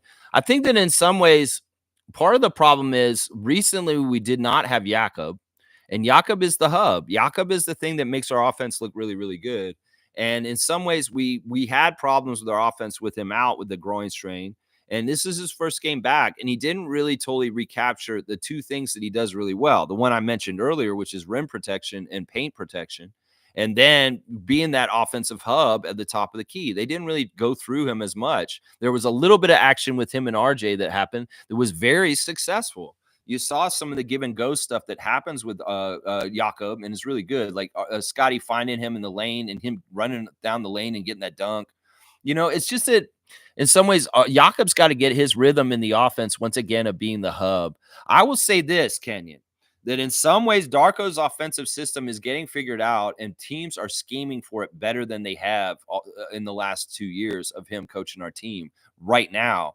And maybe there needs to be some adjustments and new wrinkles to kind of give them something new to not know this coming up and keep them guessing. So there may be a little bit of that right now that is happening right now as far as with defensive schemes that the other teams are bringing towards our offense right now. I think a lot of it has to do with the makeup physically of the Hawks. The long arms is just so hard to pass around. And that really stymied our passing offense because they were super disruptive yesterday. That was probably the main key of the game because that led to the turnovers, and that led to us not being able to get comfortable offensively because in some ways the Hawks were like the Raptors from 2 years ago. A bunch of long-armed guys that are just all over the place being shit disturbers. And the Raptors couldn't pass around that crazy chainsaw or a buzz saw of arms all over the place, because that was a big part of it right there. Yeah. Let's see. Giovanni's saying Raptors been turning over the ball a lot all season long also. Well, they've had different mixed results. That's not exactly true. They've had games where they've taken care of the ball very, very well this year and against top teams. It's just that recently it's disintegrated a little bit, and they have had more than turnovers than usual. They have not been absolutely horrible with the turnovers. There's been a lot of turnovers, sure, recently. But at different stretches of this season, there have been very good about taking care of the ball and having maybe 10 or less turnovers sometimes. So that's not totally true. Carlos saying the Hawks are playing at a high level right now. More learning experience for a young team. I'm not mad at all. They're surging up. In some ways, this is kind of like one of those things where you're playing a team that they just happen to be on a real high note right now. We could play the Hawks earlier this season and they were more middling. We might have beat their ass. That's part of it. We just happen to catch them on a real upswing, and they're feeling real good about themselves right now. And there is a very good high level of confidence with them right now. Trae Young epitomizes it. And he just, if it comes off of him onto his teammates and makes them better, that's exactly what's happening right now for them. Good to see you, Kaloy. Always good to see you in the chat. Kenyon saying we have a lack of game management from the players. Yeah, it's true. It's sad in some ways. That was more of a problem earlier in the season when the games were closer and we did have chances to win. Like that Chicago game pissed me off because we should have won that Chicago Bulls game in Toronto. It was just a couple games ago, and even that Nets game too. Those were two games that we could have won, but we dropped the ball on them. And some of it was what Kenyon's saying here, that we don't have good game management in the fourth quarter to close games out to win. Those were very winnable games. And now after those games, we played very high-level teams that have absolutely wiped the floor with us. Houston, that was a competitive game, and we kind of made it close by the end of it, but they were kind of kicking our butt.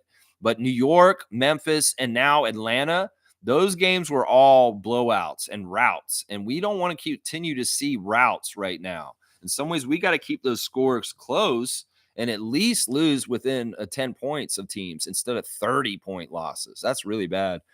G saying Scotty should not be the point guard. I love Scotty, but he is a closer to a Joker and Giannis than a Trae and a Luka. We need IQ back and defined roles where proper point guards run the offense. I love this comment by G, and I'm going to give him a dunk. It's going to be one of the last dunks of 2024 before we switch things over. Yeah, G, you're exactly on point with this in so many different ways. I agree with this exactly.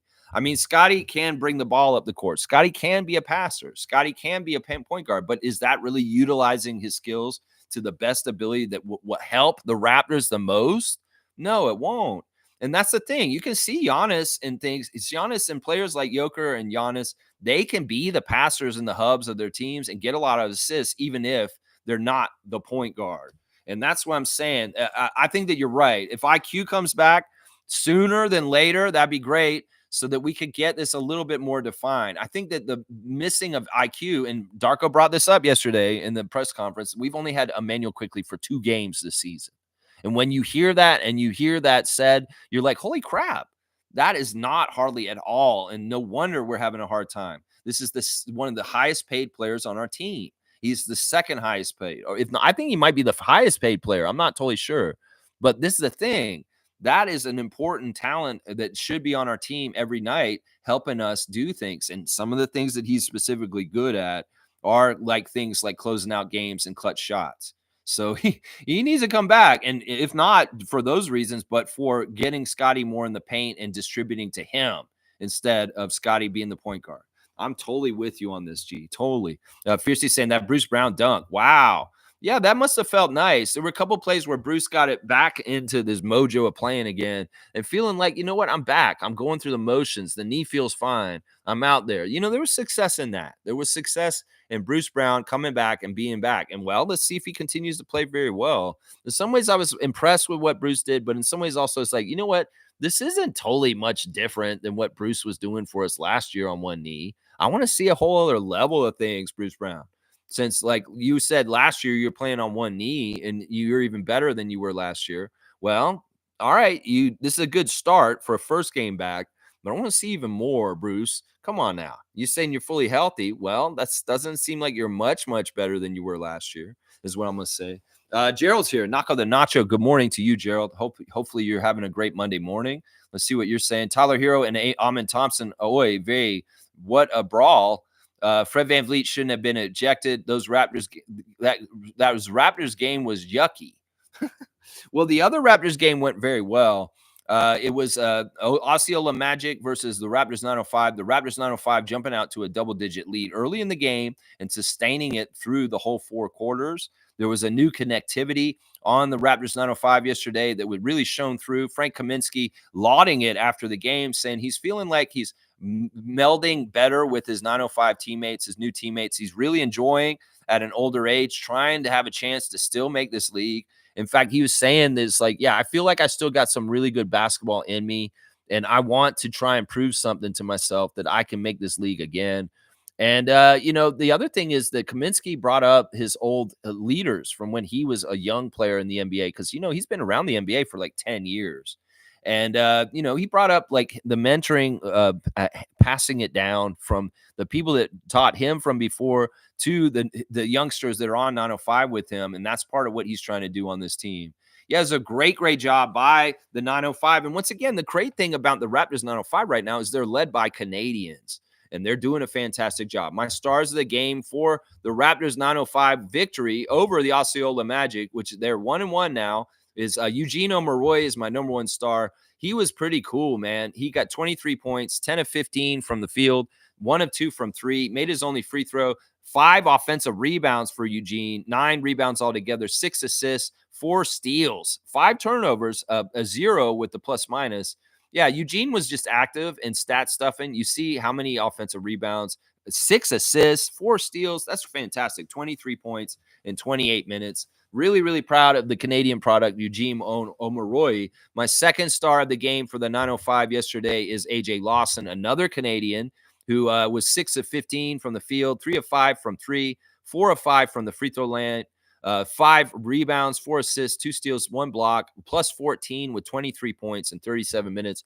AJ Lawson is like RJ, and he is playing for his city. And in some ways, he's carrying the city's mantle on his back.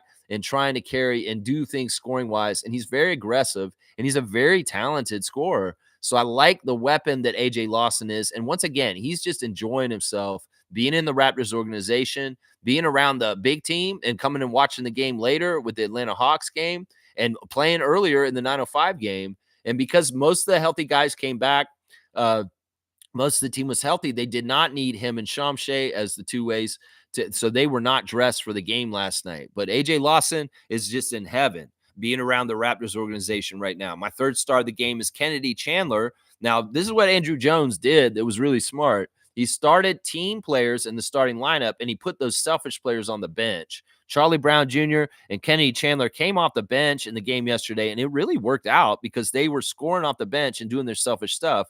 But the team set a team standard with the starters of Eugene Omoruyi, Frank Kaminsky, Jared Rhoden, Evan Gilliard started, and AJ Lawson. They were much better connected, and there was no hero ball from the start from Kennedy Chandler or Charlie Brown, and that made things better because then Chandler and Brown came in off the bench, and they could do their scoring in their smaller minutes off the bench.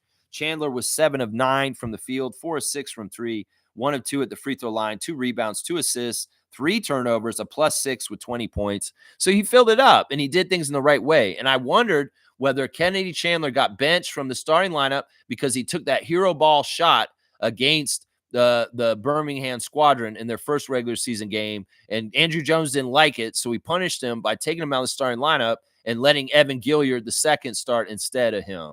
I'll bet you that is what happened. I could Winders that and say, I wonder if that's why it is. That probably is why it happened. Exactly right there, what I just said. The fourth star of the game is the third Canadian on the team, Quincy Guerriere from Montreal. 20 minutes, 5 of 8 from the field, 2 of 2 from 3. Missed his only free throw. 6 rebounds, 0 turnovers, a +9 with 12 points in 20 minutes. He was fantastic. And the fifth star is going to be Charlie Brown Jr., who, much like Kennedy, came off the bench and put in a lot of points off the bench for them. In fact, the bench scoring for the 905 was very, very helpful for Andrew Jones to get the first regular season win for the 905 at that level. 25 minutes for Charlie Brown, 4 of 8 from the field, 3 of 4 from 3, made all 3 of his free throws, 4 offensive rebounds and no defensive rebounds, 1 assist, 1 steal, 3 turnovers, 16 points for Charlie Brown off the bench. So those are my stars of the game. Eugene, AJ, Kennedy, Quincy, and Charlie.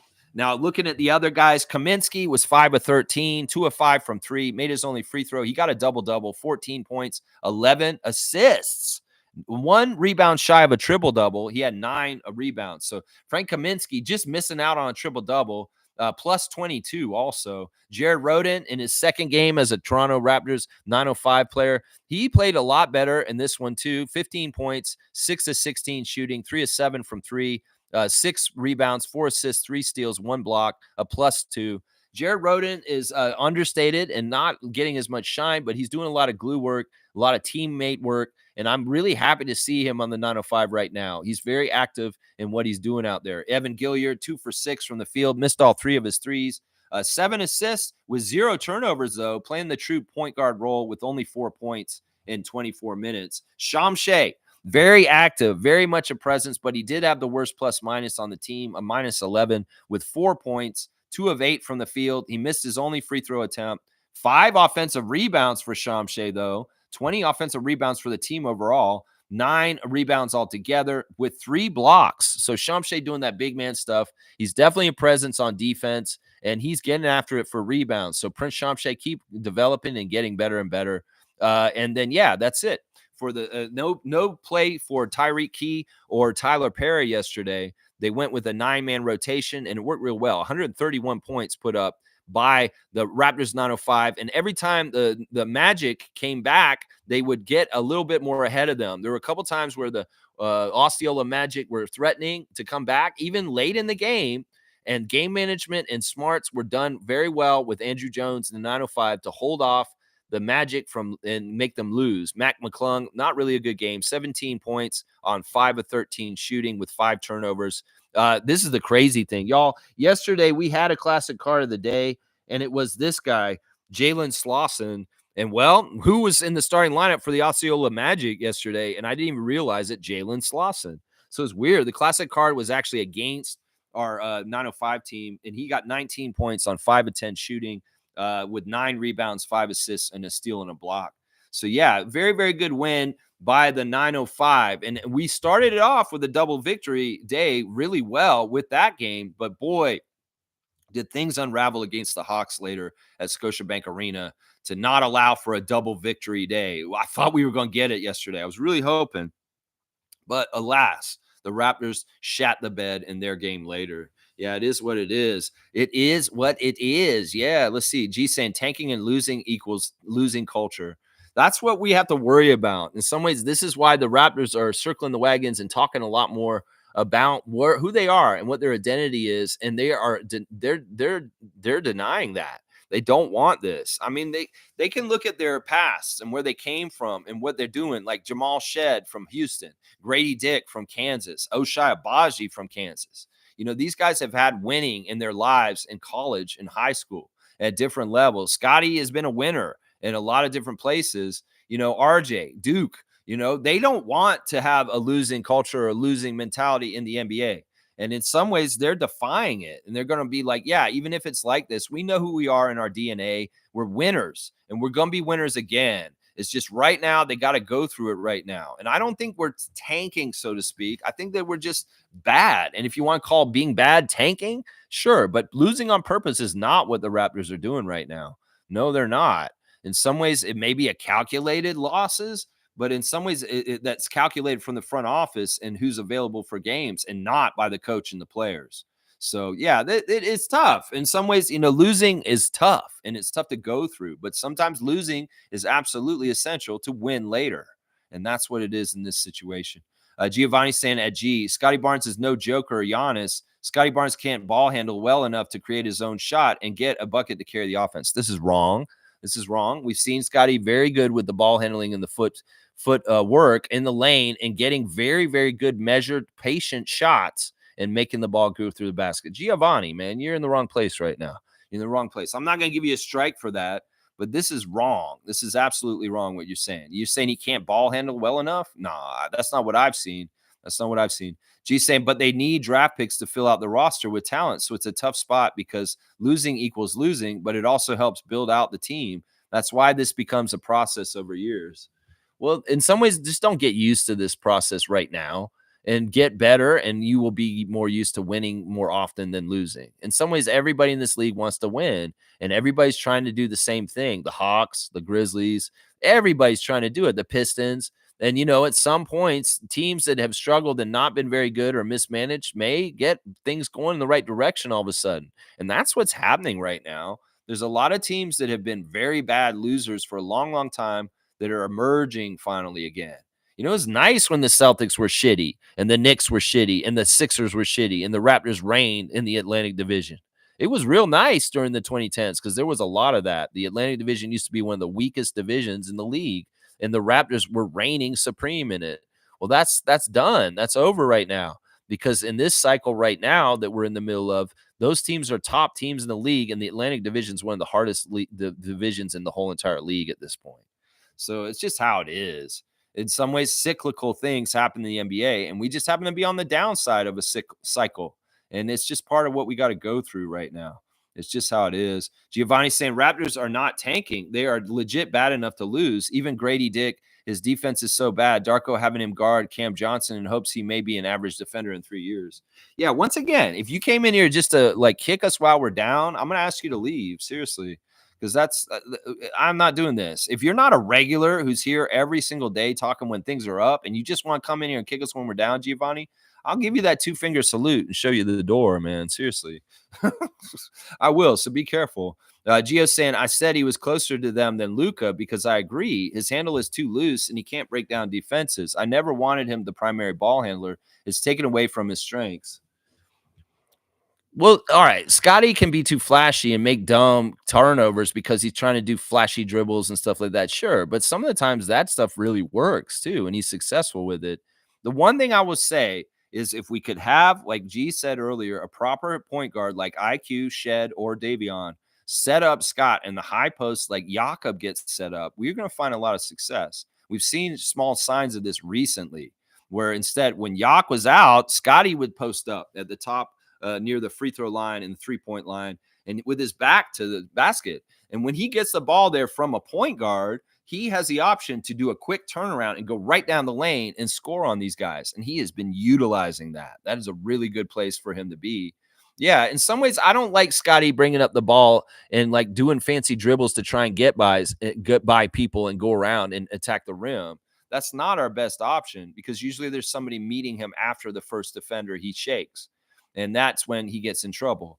Or he gets up in the air and he's committed to being up in the air and he has to actually pass it. There was one play where Jonathan did something similar and he didn't get the ball away and he got to travel because he landed with the ball yesterday.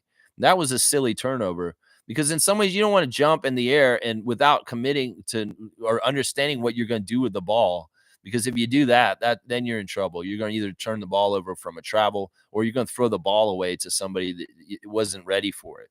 So, I mean, listen, Scott is good with his handles. Scott has good footwork. Scott can do all that stuff, but maybe he doesn't need to be the point guard like G's saying. He can do all this stuff in little bursts and attacking, whether he's posting up in the high post or the low post is what I'll say right there. Yeah, let's see. Giovanni saying Scotty Barnes isn't a number 2 scoring option because he can't ball handle to create his own shot yet. He may not be his reality. This is why they got to find a number 1 in the draft. Okay, Giovanni, I'm going to go ahead and time you out for the rest of the day. I don't care what the rest of you have to say because you haven't said anything worth like you're just being critical. And some of this stuff is stuff I don't really give a shit about hearing. So you're on a 24-hour timeout. I'm not going to kick you out of the channel, but I'm not going to read any more of your messages, okay? Because I'm not interested in hearing about this crap. Seriously. Let's see. All right, where are we with the chat? Let's see. Carlos saying, give Scotty time in his alpha role. He's trying different things. Now he's realized his mid-range is better than his threes. Yeah. This is what I'm seeing in the last 2 games. The bright spot with Scott is that he's trying to be the alpha more. He's trying to go at Trae Young and Ja Morant, where he would never try and go against the other superstar in a scoring back and forth kind of thing, like a Reggie Miller versus Michael Jordan thing from back in the day. He's finally doing it. He's woken up and taken that mantle. I mean, RJ can do a little bit of it to help carry also. And Emmanuel, when he comes back, well, he could do some answering back and forth with Trae Young, hopefully, if we play the Hawks later on this season and Emmanuel's actually available to play. Scotty's going to be fine with this. In fact, I'm seeing the stuff right now that is really promising and making me very happy that he's finally getting it in what we're talking about right here on this specific thing. And Carlo's right. He's realizing his mid-range is more money, and he's not selling for lazy threes like he was at the beginning of the season. That's really, really good. Smooth saying they had 2 days off, no excuses. Yeah, I mean, look, I'm not trying to make excuses. I'd say the Raptors suck right now, but also at the same time, I want to give praise to the other side. It's not always just about us. The Hawks are at a very high level right now, and anybody's like Giovanni said, they're a mid team. That's bullshit. I've seen how they played. They're playing very well together. They're playing at a high level, and they're kicking a lot of good teams' asses. So don't get it twisted. You may get sunk with this opinion that the Atlanta Hawks are just perennially a 500 team because they have been, but they're not anymore. This is a different team I'm seeing right now, and they're emerging. They're emerging. And take my prediction to heart right now. I think the Hawks are going to do better in the postseason than anybody expected. And you guys, it may be dependent on how healthy they are. That's what I'll say right there. Yeah, that's right. Smooth saying excuses. That's all I'm hearing is excuses, man. Well, what do you want from us? What do you want, Smooth? What do you want? How can I give it to you? I can't give it to you. I don't play the game. I'm not the person on the court.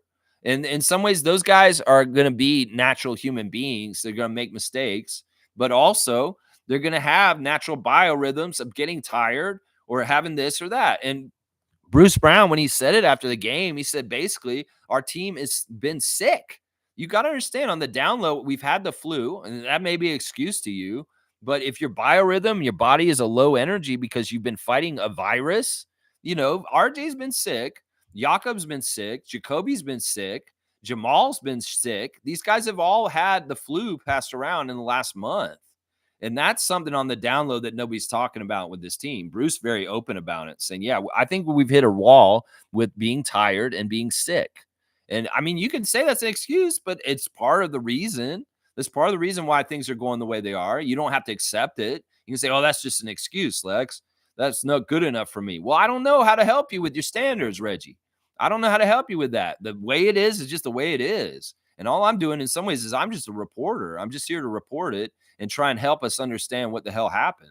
That's all I'm trying to do here. Basketball Rewind saying the tough part is the Raptors are 31 of 82 games through the season, and it's too early to be tired. I don't think that it's too early to be tired. I mean, seriously, Kenyon, think about this. They made us go on one of the craziest road trips right away at the beginning of the season. They gave us the hardest part of our schedule at the beginning of the season. We have a team that's one of the youngest teams in the league that has 5 featured rookies on it. 4 of them are playing in the main rotation on the main team, and they're rookies. They're in the rookie wall. They can hit those because they're rookies. And then on top of that, you got most of the team is under 25 with inexperience. Nah, you can say, yeah. But listen, the crazy thing is teams get their win back quicker than at different times. It's just that there's a period of time in the NBA sometimes, every team goes through it, where their team is just down energy because the NBA season is long. It doesn't mean they're like that for the whole rest of the season, Kenyon. They're going to pick up their second win, and they're going to go out there and they're going to get better in the near future. Just trust in this. It's just that they're hitting the doldrums of the season right now around Christmas, and they're having some really low points is what's happening right now. You can say it's too early to be tired. Well, who are you to make the rules, Kenyon? They could be tired at the beginning of the season because the NBA gave them one of the toughest schedules to start in NBA history. Honestly, I feel like it has been. I mean, they made us go on a West Coast road trip in the first 2 weeks of the game and go out to LA and all those teams right away. And we played playoff teams pretty much this whole entire season so far. So, yeah, and couple in how young our team is and how many rookies we have. Okay, yeah, rookie walls are very, very possible. Seriously, especially when you got guys that are playing roles more than they're supposed to because guys are hurt and they're out. Like Jamal Shed it's very evident he's doing double duty for 905 and the Raptors, and he's playing a lot of games, and he could be tired. I mean, when I saw him on Jake's Takes last week, he looked exhausted. And he's like, yeah, I've been so tired. I didn't realize how tiring the NBA schedule is. I mean, these guys are young. They got to learn the NBA and the rigmarole of it. And well, welcome to the NBA. It can tire the hell out of you if you're young and you're not ready for it and conditioning. That's one of the main things Scotty had to learn after his first season is, oh, my conditioning was not as good as it should have been for the NBA because I didn't realize the grind was like this. So some of these youngsters are getting that lesson right now.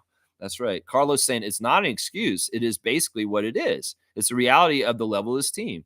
Yeah, I mean, I will get behind what Giovanni said in this way. I don't think this is because of tanking. I think that this is just where we are with losing. We're going to lose these games right now. If things had gone more perfect with our health, and maybe we had been more perfectly healthy, maybe we would have more wins and more good synergy and more built up in good positive ways like the Hawks have right now, because we had the full complement of our team. But we'll never know that because we've had a revolving door of injuries along with a very tough schedule and a lot of young players thrown to the fire earlier and doing things at higher levels in the rotation than they were expected to because people have been hurt. So I'll say that. All right, I'm going to look at one more message. If it's negative, I'm going to go ahead and not read any more of his.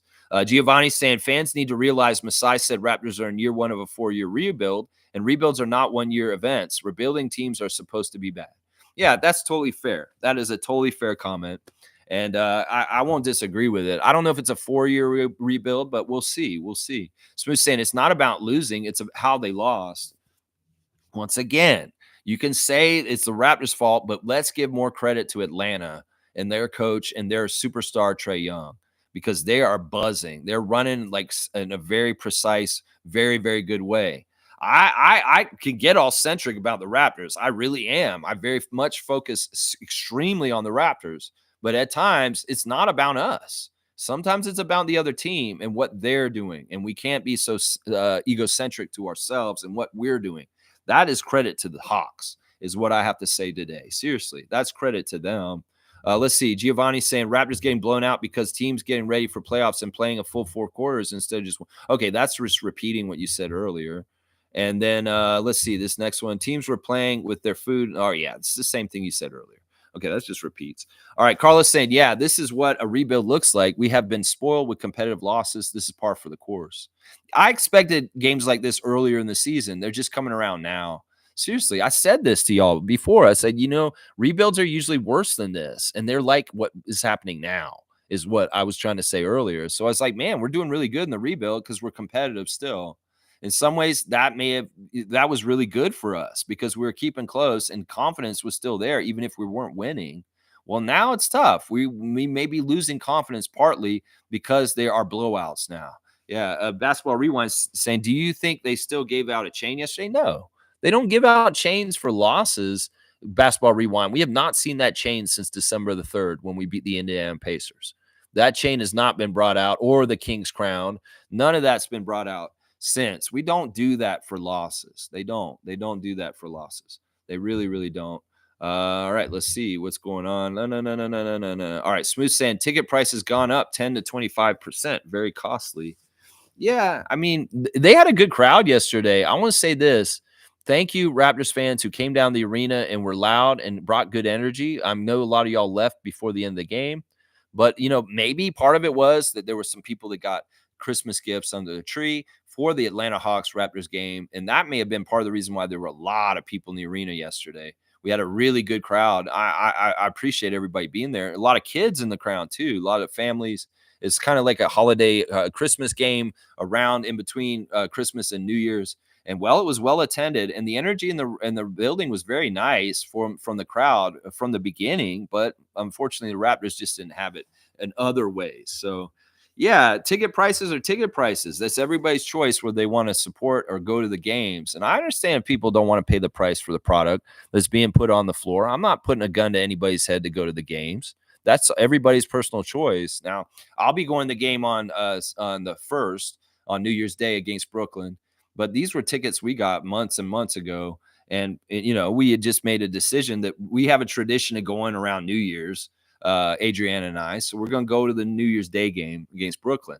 But that's my choice. If we want to spend the money to go to those games because we enjoy the game, even if they win or lose, well, that's on us. It's everybody's own choice on whether they think the Raptors tickets are too high and they don't want to go.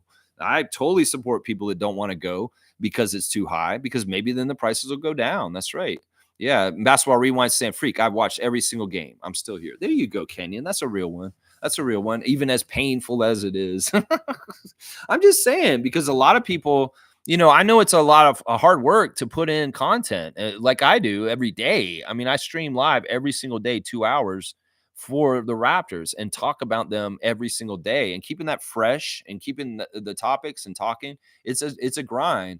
And, even people that just make one content a week, some of them drop out when this shit is like this, because they're like, yeah, I don't even want to do this right now. The Raptors are so bad. I can't cover them. Maybe I'll cover other teams more, or I'll do this or that. I mean, everybody's different with when they're content creators.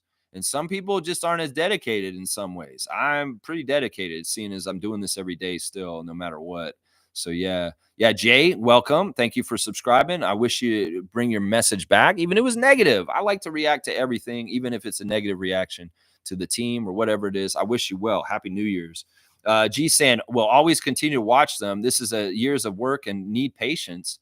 Number 1, fill out team with as much high-level talent as possible. Number 2, develop. Number 3, tinker with the roster a few times. And number 4, learn how to win. Well, this is part of the process for Bobby and Masai. Is these are tryouts too, to an extent. It's trying out who is long-term as far as like ingredients for a rotation long-term for winning more in the future. It's also who works well together and it can fit together and make things happen in right ways. Once again, we can't figure anything out until IQ comes. And until we have the full team healthy and we're really, really running on all cylinders, we cannot really assess whether this team has the goods to compete at a high level to beat teams in this league. I think that most people understand that if the Raptors are on the right foot and they're healthy and they have their full team, they can compete with any team in this league. I mean, Giovanni and some other people in here may disagree with me and say, no, this team sucks. They're not good enough to compete. But I think they are. I think they really are. And the other thing about it is once again, they have to mature. They have to grow in age and experience. And that's part of the rebuilding process that takes time, is that these guys aren't going to get older more than 1 year every year. They're going to get 1 year older. Grady's going to get 1 year older. Sky's going to get 1 year older. Emmanuel's going to get 1 year older. And that in some ways brings more experience and understanding on what it takes to win in this level in the NBA every night, night in and night out. And that's going to take time because these guys can't be like hyper aged and like all of a sudden come out grizzled vets. Although some of them are very ahead in their astuteness and the way they see the game at very young ages, so that it seems like in some ways they may accelerate the process of what I'm talking about a little faster because they're very cerebral, high IQ NBA players, even though they're young. So, yeah, there's a lot to this. And we do need to learn how to win again. And in some ways, that's learning how to win individually, RJ and Scotty carrying, but also as a team and what it takes to buckle down and hold teams off defensively, and also time management on clocks and trusting each other as teammates to execute at the end of the game and understanding just how much it takes to win an NBA game. The mistakes in the beginning of the game, a bunch of turnovers, well, that totally screws you up for winning at the end of the game. If they had came back and won the game last night after the very, very poor start, that would have not taught them the lesson in some ways that, man, y'all can't come out and shit the bed right off the start and win the game. In some ways, that would teach the wrong message that y'all can play really carelessly for the first 10 minutes of the game and still somehow, some way come back and manage to win the game. That's sending the wrong message. These guys have to play perfect the whole 48. They have to make their free throws. They have to cut down on turnovers. They have to play together in communication on defense. And those are the lessons they need right there. Right there. Infamous is here. Salute, freaks. Not mad about the loss. We have to be honest. The Hawks are just a better team, period. Yeah. They play a similar style to us with more athletic players with length. I think they play similar to how we played a couple years ago with Precious and OG and Pascal and the long arm monster team. They're very much a copycat of the old Raptors under Nick, is what they looked like last night. And I got to commend them. Like it's working with Trae Young as the centerpiece. As far as it all revolves around him and his skills and what he does. And they've done a really good job of building a team around Trae Young. It's almost like the addition of subtraction with DeJounte Murray out of the picture, not murking things up, has absolutely improved them this year. Seriously, absolutely improved them. There's no weirdness about the hierarchy with Murray on the team because he's gone. And now it's Trae Young. It's all centered around him. And all these guys are rotating or revolving around him like he's the sun in the solar system. And that is working really well for them. And I agree with Infamous. And once again, let's stop bashing ourselves and let's give some kudos to excellence of Quinn Snyder and his team. That's what I'm saying. Basketball Rewind said, Jay, we don't need to do this. Barnes versus anyone. Yeah, is that something that he said? He said something about Barnes versus someone? I mean, if it's Barnes versus Trae Young, I'll take it. Because in some ways, that's where Scotty needs to start thinking more, is doing like Scotty Barnes versus John Morant. Scotty Barnes versus Jason Tatum for Tuesday. And in some ways, Scotty, you want to win in this league. Well, you need to be better than the superstar on the other side. This is the way the NBA always has been. Michael Jordan going against the Pistons and Isaiah Thomas. Well, he had to be better than Isaiah. And take the superstar on the other side, your counterpart, and outplay them. And that's the way NBA games used to be won in those kind of ways. So you need to step up and take the verses against you from the other side on the team that you're playing that night. And you can outplay Jason Tatum. I've seen you do it in games in the recent past. Even if the Raptors didn't beat the Celtics, you've outplayed Jason. So figure that out. Either you're going to outplay Jason Tatum or Jaylen Brown on Tuesday, and hopefully RJ can outplay the other one. And that's how we win. You guys got to take it at an individual level and understand, well, this is my counterpart for tonight. I have to play a better game than them overall, and we should win by the end of the game because I beat their team that has the counterpart of me. And all the way down the line of the rotation in the lineup is like, yeah, Jamal Shed, you have to play better than Peyton Pritchard. You have to play better than Sam Hauser, Jamison Battle. It's that kind of shit, is that the Raptors need to take a counterpart on the other side and gauge themselves against them. And if enough of our players in our rotation that are playing can beat their counterparts, then we win the game. And in some ways, that's where we want a versus for Scott. And anybody's trying to make RJ versus Scott kind of shit, yeah, fuck that shit. We don't do that here. That's right. We don't do that. And I appreciate Kenyon for standing on that with me and the rest of the Raptor freaks on that. I'm going to give Kenyon a dunk for that, actually. because that is a very important thing to say. We're not doing this. No, no, no. We're not doing this. All right. Where are you on this? I know you're on here. I want to make sure. Are you under Basketball Rewind? You're probably under Basketball Rewind. Where is Kenyon? Kenyon's on here. I know he is. Maybe he's down at the bottom, right near the bottom or somewhere. Where is Kenyon? You got to be on here. I've had to have given you a dunk at some point this year. Why is you have like 3 names, so I have to make sure that I get you on here.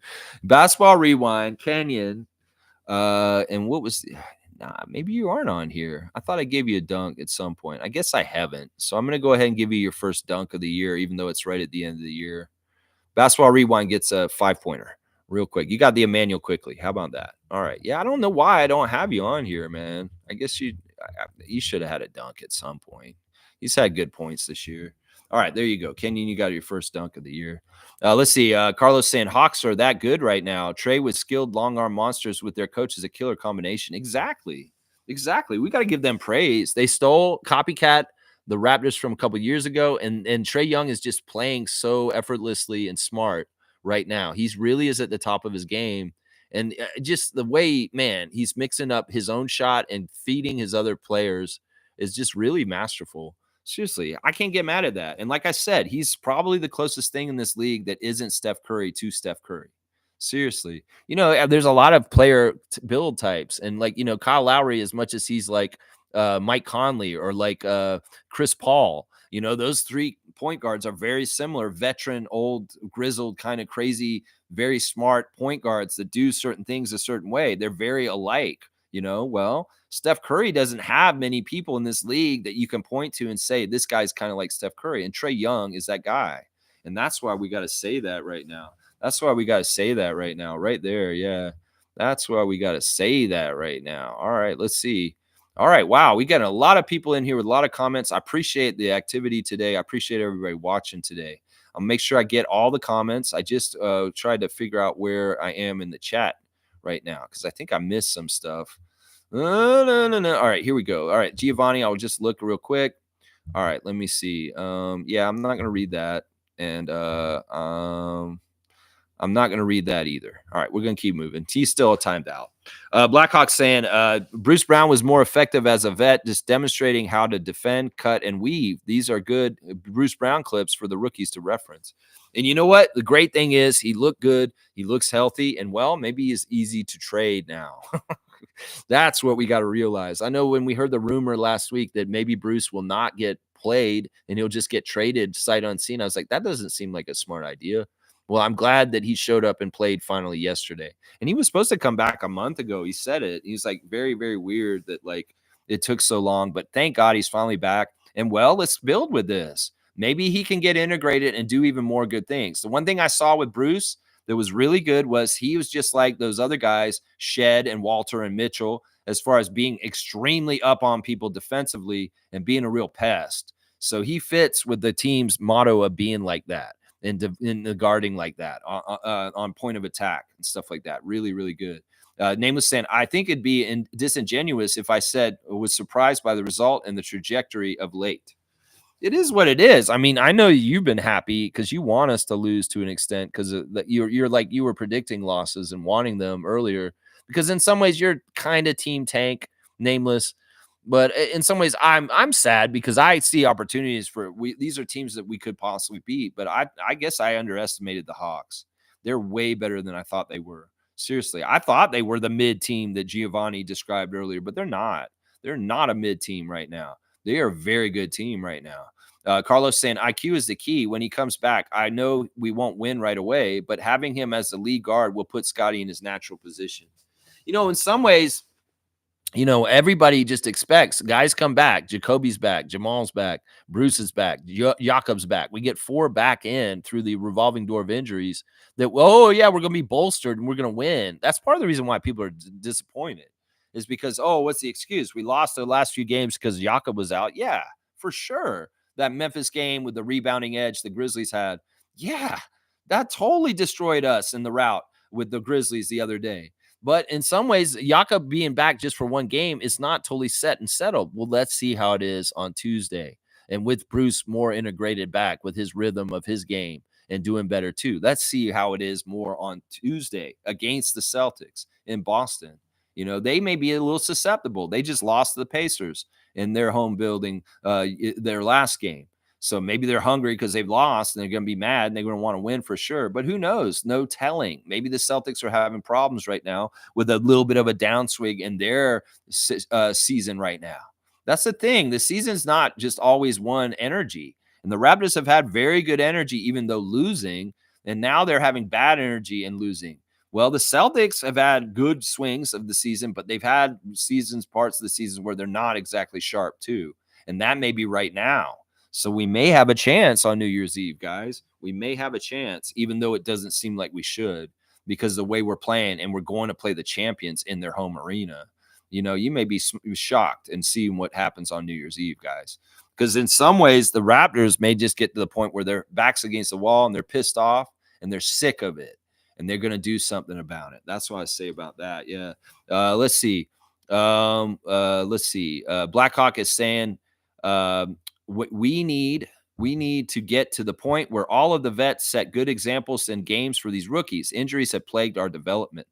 Yeah, it's been good for our development too, because it's fast-tracked those guys and getting a lot of real game experience at the high NBA level against high-level teams. So the stuff that the Jamal Shed, Jacoby Walter, and Jonathan Moba get thrown to the fire, this will be good for them in the long run. Watch. It'll be good for them in the long run. That's right. Kenyon saying at Blackhawk, injuries are allowed for guys like Jacoby to play and develop more. Exactly what I was just saying right there. Yeah, Kenyon and I are thinking the same thing. Name is saying, it's nice to see Trae Young mature and humble for a change. I guess the beef is dead. This is not the Raptors team that Trae had a problem with. Yeah, I don't know. I never really thought, all right, Trae Young is cocky, and maybe he has toned it down a bit. Maybe he's a little bit more mature in what he's doing. I kind of liked how he was dapping the Hawks fan that was sitting at half court, which was kind of funny. I saw that at the beginning of the game where they brought this kid that was a big Atlanta Hawks fan to the court in the pregame, and he was talking to him there. There was some cool stuff in the pregame before the game. I was watching. RJ was out there working with Jama, looking at the laptop, and Shamshay and AJ showed up from the 905 game, and they were talking to Shelby. Then it made me think about what I was talking about a couple days ago, where we talked about how Tracy McGrady got the ball dropped with him when he was 18 and he came to Toronto, with our organization not teaching him or taking care of him with his lifestyle and knowing what to eat and all this kind of stuff. We should have done better. That's one of the lessons our franchise learned the hard way, is the Tracy McGrady ball dropping when he was an 18-year-old on our team in the very early expansion years. Well, Shamshay is getting good treatment as an 18-year-old from our organization, and what to eat, where to go, how to spend your time, do things better. And him hanging around and palling around with Shelby before the game is exemplified by this. In fact, I said that. I said, yeah, Shamshay's learning and getting taken care of by Shelby, who does that. That's her job role with the Raptors organization, is to help the players in their life and their lifestyle. And I saw it on the court last night before the game with him palling around and hugging her. And yeah, she's helping him learn and adjust to the NBA lifestyle as an 18-year-old. Well, you live and you learn. And the McGrady lesson from way back is something that they're not letting happen again, which is really, really, really good. Yeah. Yeah. G saying Mobo should take some of Kelly's time. His motor is important, and also battle is good for spacing. This is something that I was thinking about too last night. Is part of the reason why the Raptors are crapping the bed so much is because we did go more vet oriented with Bruce Brown returning and Kelly's back healthy, because in some ways the guys who didn't get to play last night were Jonathan and Jameson. And maybe in some ways, Jonathan's X factor of energy and all around play is helpful to the Raptors in some ways. I don't want him to start necessarily, but I don't want him to fall completely out of the rotation like it looked like he was going to last night, which he was out of the rotation. In some ways, if we're going to play Bruce and Kelly and Chris as our main guys off the bench after the starters, well, maybe there does need to be a little bit more balance in this, because Kelly in some ways has had back problems this year. He's been kind of lazy and weird at times. And in some of the ways he plays, he is slower than the average NBA player. And in some ways, Jonathan does give a better look. So I can get behind this with what G's saying. I may not have liked Jonathan starting some of the games recently because the mismatch was just not right. Trust me. But at the same token, the guy's played so well, he doesn't deserve to fall off a cliff right off into oblivion at the end of the bench and never play either. I think he's very valuable in some ways, just like Boucher, with energy and rebounding and hustle and all around play. So, yeah, I completely agree with G on this, that Mobo maybe should be taking some of Kelly's backup center minutes. I think Kelly in some ways needs to be a specialty player for when the game is a little bit more pressurized because you need more veterans out there and less mistakes. Maybe you need more physicality because the game's gotten really chippy and physical, and you need a guy who's going to be more of a physical enforcer and kind of goonish like Kelly can be. And maybe that Darko needs to read the feel of the game a little bit better and decide whether he wants to put Mobo or Olynyk out there. Because I think they're two very different kind of backup bigs. And in some ways, there's an apropos time for Kelly Olynyk. There's an apropos time for Jonathan Mobo. I completely agree with this. Yeah, and Battle's good for spacing. Well, we saw Battle was out there late and helpful for that. Yeah. In some ways, they negated Grady early, and that didn't help with their spacing issues for sure. Blackhawks saying we have to have development through example as well. Bruce Brown's play was the strongest example from the season started. Jacoby will get play regardless. Vet-wise, Bruce Brown set the table for these young rookies. Yeah, I feel like Garrett, this was what was brought up by Shed in Jake's takes, was that Garrett Temple came out and did something earlier in the season as a vet off the bench, never playing hardly ever, but playing at a certain level of standard and being always ready, that he taught a certain lesson to these rookies in that moment. Jamal very much espousing on that, saying, I learned something from GT because he was not playing. And then all of a sudden he came out there and he did really amazing things. And it opened my eyes to the NBA and how it is and how you just have to be ready. You may not be getting playing time all the time, but you have to be ready no matter what, like Garrett Temple. And those examples from players like Garrett Temple and Bruce Brown are very essential to young players, especially the young core of the Raptors right now. That's right. Kenyon, take care also. Thank you for coming in and sharing your views with us this morning. I appreciate you, Basketball Rewind.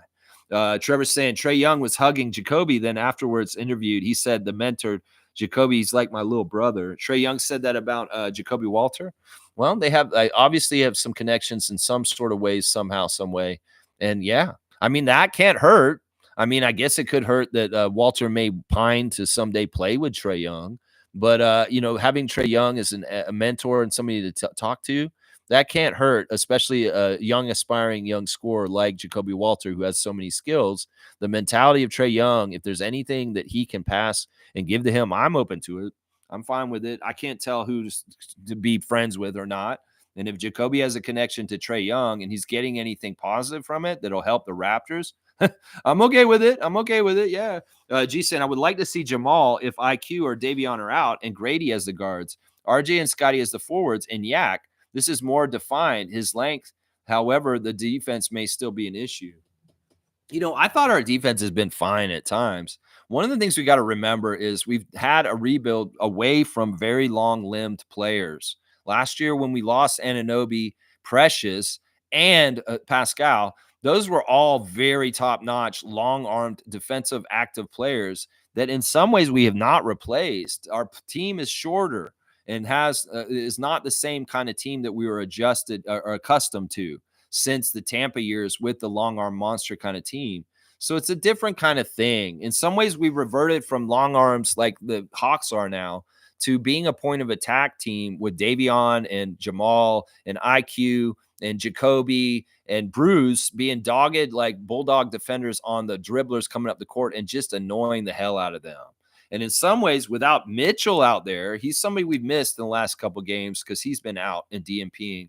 That has taken away from part of our defense. So our defense is not built from the rim at this point, even though we have a rim protector named Jakob that can lurk down there. It's really attacking the guards, bringing the ball up the court where all of our good defensive stuff starts to happen. And we have to get back to that. In some ways, that is an intense way to defend. It expends a lot of energy. And if we're tired right now, maybe we're not doing it to the level we're supposed to and the ways we're supposed to right now. And that makes sense. And that may be an excuse, but it's also the truth. That the way we've done really well on our defense this season has all came from people like Mitchell being an absolute pain in the ass to the ball handler of the other team. And that's what we got to get back to. We're not seeing that totally currently in some of the recent games. And I want to see that back more. Mischief saying, judging by the score of games in the last 3 games, Raptors pulled the plug on defense. I think that we just, all right, first of all, as we saw last year when Jakob was out for most of the rest of the season, pretty much the whole second half of the season, we had no defense at all, and we were just sitting ducks. 2024 is going to be one of the worst winning percentage seasons in the Raptors history. From the second half of last season to the first half of this season, think about how many games we won, and think about how many games were lost with Jakob Poeltl not available, especially last season.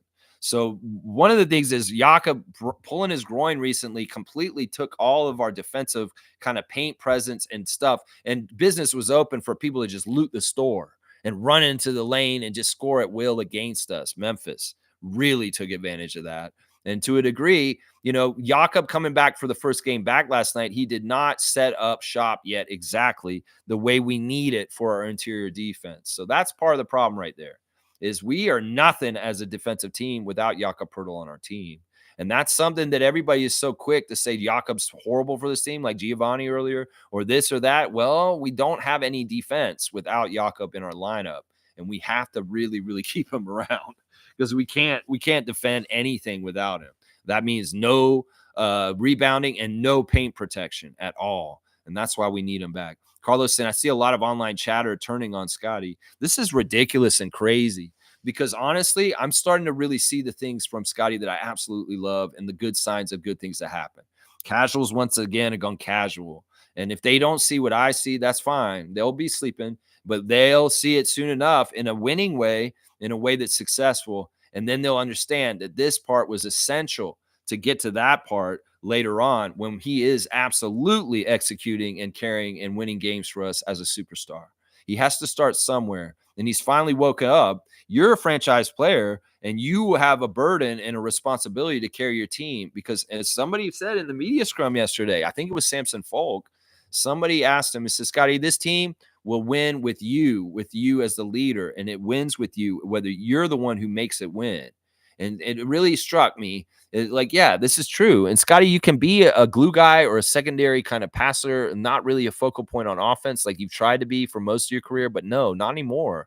You are a very good offensive player, and you need to be utilized and carrying us and being a superstar and getting your points. The fact that your career high was so low for so long, that needs to change. You need to start getting 40-point games at some point, Scott. You really, really do, because you are that good in this league. And that's what we need to see more of. And we may be just getting the first few baby steps of him understanding that in the last 2 games in really bad routes. But I'm telling you, he's got to start somewhere, just like the progress that Trevor J spoke about at the beginning of this stream today. I'm at 2 hours and I got lots to do still, but I love to see there's so much enthusiasm. People want to talk about things still, even if the Raptors look embarrassing right now. Yeah, Blackhawks and I will always watch the Raptors. That's a real one. Neil is a real one. He's a real one. That's right. And Carlos saying same. If anything, I've doubled down on my fandom thanks to you, Lex. Hey, if that's a good byproduct from my channel that you guys, maybe before the Raptor Streak channel existed, you guys would just tune it out and say go away and not watch it. Maybe I would even do that too, just for my own sanity. Maybe we're crazy. Maybe this channel is a bad idea because we're staying in the middle of it, but it is what it is. We're going to go through it. And in some ways, we drag right through the mud into the deepest levels of the drudgery. And when we come back out, we're going to be the ones that are going to really feel the positives and the happiness when things swing back to our side of things and helping us win once again. I'm all about it. That's right. Neil's saying string together good plays and our chemistry will grow.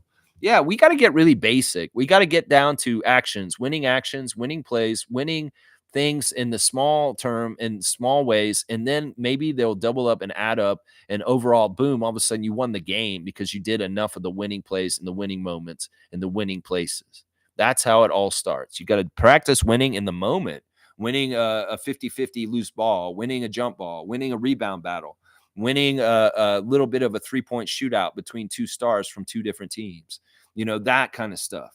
And that will grow and that will become a big W for the whole entire game at some point. That's right. Stargate's here. Good to see Stargate, the man who escaped the machine. He's saying, I would love to see Scotty at power forward down in the post at the top of the key with like a Tim Duncan style of game or a Karl Malone style with a pass first point guard. But hey, they want him as a point guard. Okay. I don't know if that's true anymore. I mean, I don't know. I know the Scotty point guard people were just so diehard, and we tried it, and it's done things. But I think it is very true that his best attributes can be utilized in a different position for him to be more powerful and more effective towards winning. And I think it's exactly what Stargate's saying here. If he can mimic Tim Duncan or Karl Malone in certain ways with his offense, yeah, this dude could be a top level scorer and be one of the top 10 scorers in the league if you really wanted that, Scott. You could be a 19 per game average player if you want, but you could actually be like a 26, 27 per game scorer if you really wanted it, Scott. And you're starting to show the signs that you might in the last 2 games, even if it don't look good. Yeah, Randolph's here. Good to see Randolph Phillips, beloved Raptor Freaks, most informative gang. Blessings to you. There is nothing new under the sun. However, there's a lot that is new to you. Don't be afraid of life's changes. Wow, I like that. Yeah, that's interesting. That's very, very cool. That's a very deep one, Phillips, Mr. Phillips. Man, that is a very, very deep one, Randolph. Wow. All right. Blessings to the Phillips family and all the Raptor Freak families out there. And Happy New Year. We got New Year's coming up real fast. So enjoy your last couple of days of 2024. It's going to be 2025 very, very soon. Very, very soon. Neil's saying we need to let Kelly be the power forward and Scotty the small forward and Yak remain the center. Use Bruno as a backup center. Get rotations down to a stable 9 players to build continuity. Yeah, I like being big. I mean, that's one of the bonuses about Scott playing point guard or even RJ. In some ways, I would say RJ's been more successful playing point guard this season than Scotty. When they show the graphic at the beginning of the game and Scotty's in the point guard slot, I'm like, that doesn't really fit because you got Oshai at the power forward. He's not the power forward. I could get Jakob's obviously the center and Grady is obviously the shooting guard. But after that, the way y'all fill in those categories is not totally clear to me, Sportsnet and TSN, because honestly, Scotty should be the 4. He should be in the power forward and put RJ at that number 1. Put RJ in that point guard spot on the starting lineups for the games because in some ways he played a lot of point guard this season. And in some ways, he's been more successful at point guard than Scotty has with less turnovers and very high assist totals too. So I don't know. Oshai's a small forward. He's not a power forward. So I would say RJ 1, Grady 2, Oshai 3, Scotty 4, and Jakob 5. And I'd rather, in some ways, if IQ's going to be out still, maybe RJ needs to be designated the point guard. I can get away with that in some ways. And that would be making me more happy. Yeah, G saying at Stargate. Yes, great examples. Great examples. Yeah. Stargate's an astute person. You know what? We're going to give Stargate a dunk real quick at the end of things here. Stargate, where are you? There you are. We're going to put you at 158 for Stargate on the dunk charts at this point. I'm going to have to compile the final standings for the dunks for 2024. And Kareem's the dunk champion once again, for sure. Mischief saying, I've been watching Raptors on YouTube, 40 plus minutes of game highlights. I try not to watch game highlights on official NBA channel. That's only 10 minutes of highlights. Cool. Okay, Mischief. So you catch up on the games and watch them different ways. Yeah, it's very different to watch the 10-minute NBA highlights on NBA channel than the Raptors 5-minute highlights that are more oriented towards us. I enjoy watching the Raptors 5-minute highlights more than the NBA highlights for sure. Often they'll not give a lot of the Raptors highlights for sure. It is what it is. And Mischief, all the best to you, Jay. Always happy to see you in the chat. I like your little TV screen there. Trevor's saying 2 times Atlanta Hawks play at Cleveland, they beat them. See, that says a lot right there. I mean, that's the thing. Think about that. Cleveland's got Jared Allen and Evan Mobley. They've got length and size, and they were very dominant in size. Well, Atlanta matched them and beat them. I'm telling you, this Atlanta team is a scary team on the down low, and people are going to sleep on them because Atlanta's kind of been what Giovanni thinks is just a mid team for so long. Not anymore. Trust me. Watching that team last night, it's sure some of it is the Raptors are in a bad place and they're just not doing things right. Also, part of it is the Hawks are surging right now. They are very good right now. Seriously. And Hawks fans that are watching me right now, listen to me. I'm respecting y'all right now. Some ways I have not totally respected your team over the last 15 years, but I am right now. I have more respect for the Atlanta Hawks right now than I have had probably since Dominique Wilkins played for them. Seriously. Carlos saying, I watched the game thinking we are building pieces. That mid-range that Kawhi is trying is Kawhi-esque. That's what I'm saying. The dude has got it. He's got the skills, and we just need to let him completely go in that direction more and more. In some ways, it doesn't suit him, this NBA three-pointers and him just settling for threes. He needs to go in and get the meat potatoes, Scott. The meat and potatoes are down low. I told you this, man. When you were a rookie, after your rookie year, and that summer on Twitch, I said, Scotty, you go down low, nobody can stop you. And he's like, Raptors Freak, you saying nobody can stop me down low in the post? I'm like, yeah, Scott, just go down low. You can do whatever you want down there. Nobody's going to stop you. Stay down there. I'm telling you. He's like thinking about it. He was thinking about it when I said that. He was like, I'm like, I hope he continues to take my advice because it's looking real good right now. Yeah, Stargate saying Giovanni is one of those. Seen him in a few other chats and comment sections. He's one of them Penserites. Giovanni is all right. I've liked him at the past, but like I said, we don't want this energy right now, bro. In some ways, we're coming in constructive criticizing, and that's fine. But if you're just going to dump on the team, and once again, like I said, people that are regulars here earn the right to have more criticalness on the team because I know their heart's in the right place. And Giovanni, you ain't been here, man. You haven't been here through thick and thin with us talking about this team every day like most of the people here are. And in some ways, that doesn't give you credibility or the ability to come in here and just dump on our team like you have today. And that's why I'm calling foul on it. He's timed out. That's why right there. If it was Stargate and Stargate wanted to talk a little critically, I would give him a lot more allowance because he's here in the trenches with me every single day, is what I'm saying right there. Giovanni, I wish you well. Merry Christmas and Happy New Year. And I hope you'll come back more often to earn this right that I'm talking about right now. Because I'm not going to disagree with everything you're saying. Some of it is very fair to say. But also at the same time, just because the dog is down on the ground sick doesn't mean you need to kick it, is what I'm saying right now. Yeah. Nameless saying Gio is my sworn enemy on these streets. He knows it's on site if he's spotted. Oh, my paisano is so funny, man. Nameless, you're awesome. I'm going to give you a dunk. This is like Maggie Simpson and that little baby across the street with the unibrow. Is that what's going on here, Nameless? With Giovanni is like your sworn enemy. Is this some sort of mafia thing? I don't know, man. All right, Randolph has brought up the birthday, guys, and it's true. Yes, it is. Ulrich Shomshe is turning 19 today. Happy 19th birthday. You're still the youngest player in the league right now, even though you just turned 19. And fantastic. So happy to say happy birthday to Shamshay this morning. And his birthday, 19 years old. Also, happy birthday to Paul Watson, former Raptor. He is turning, what is he today? Let's see. He's turning 30 today. So happy 30th birthday to Paul Watson, former Raptor. Was around our team around the championship year. I don't think he won a championship, did he? Did Paul Watson win a championship on our team? I know he was on our team right around Tampa. But yeah, Paul Watson, happy birthday. And also Shamshay, that's right, 19-year-old. He can drink in Canada now. Fiercely saying that Giovanni, everyone has their views on situations, and I try to respect them, but you lost me when saying Jakob is the problem. Yeah, I didn't even read that comment because I know, like, once again, it's obvious that Jakob is absolutely essential to our team to have any success.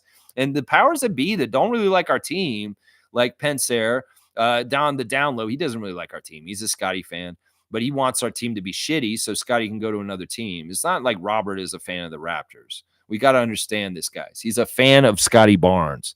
And a lot of what Robert Pencer is saying on his channel is to try and railroad Scotty out of Toronto. He took down our team with like Fred VanVleet and all these other guys where we could still be winning and not in a total rebuild. And now they got to take down Jakob Poeltl because he's the last thing helping us to win games as far as defense. And if he goes, then our team will be really, really bad. And then they're hoping that Scotty will be disenchanted with Toronto and want to leave when the ability for him to leave comes up. Yeah, see, I know their playbook, so don't even listen to motherfuckers that come at Jakob Poeltl because he's the next name on the list that people know that he is absolutely essential for us to have a good defense and rebounding. And well, that's gone. Well, we're in really bad trouble then. So yeah, I don't listen to people who go after Jakob because they've already told me who they are right there.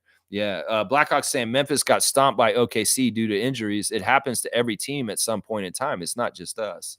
Yeah, on any given night, an NBA team can come up and beat another team. It's less likely for the Washington Wizards to come up and beat the Celtics. But hey, they almost did the other day, didn't they? Or did they beat the Celtics? Seriously, I'm telling you, this is the NBA still. Even if there's manipulations in some ways, sometimes a biorhythm and where a team is with their surging up or not doing very well with what's going on can very much have what happens on the court happen. Is what I'm saying right now. Yeah. Blackhawks saying, I disagree with Darko saying the team hit a wall.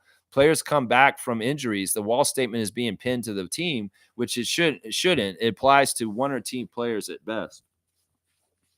I don't think Darko said that. That was what Bruce said. Darko didn't say anything about the team hitting a wall. I don't think. At least I don't remember him saying that. I remember Bruce saying the team hit the wall, and it was Bruce saying that we've hit a wall with injuries and sickness and being tired. I don't think that Darko said that, because Darko said this. He said we have no excuses. In some ways, he's being like Reggie and saying we are no excuses. We have to fight harder. If it's even harder like this, we have to fight even harder. We have to fight. That's what he's saying. That's what he's saying. So I think we're getting confused between the two post-game interviews. Bruce Brown said something about a wall, but I don't remember Darko saying anything about that. I think he said, I don't have any excuses for this team. This team needs to win no matter what. We need to continue to fight, is what he's saying. Nako's saying Scotty shouldn't be point guard, but the injury issue makes it hard to not run him as one. This is an unusual season for IQ. He's normally not this injured.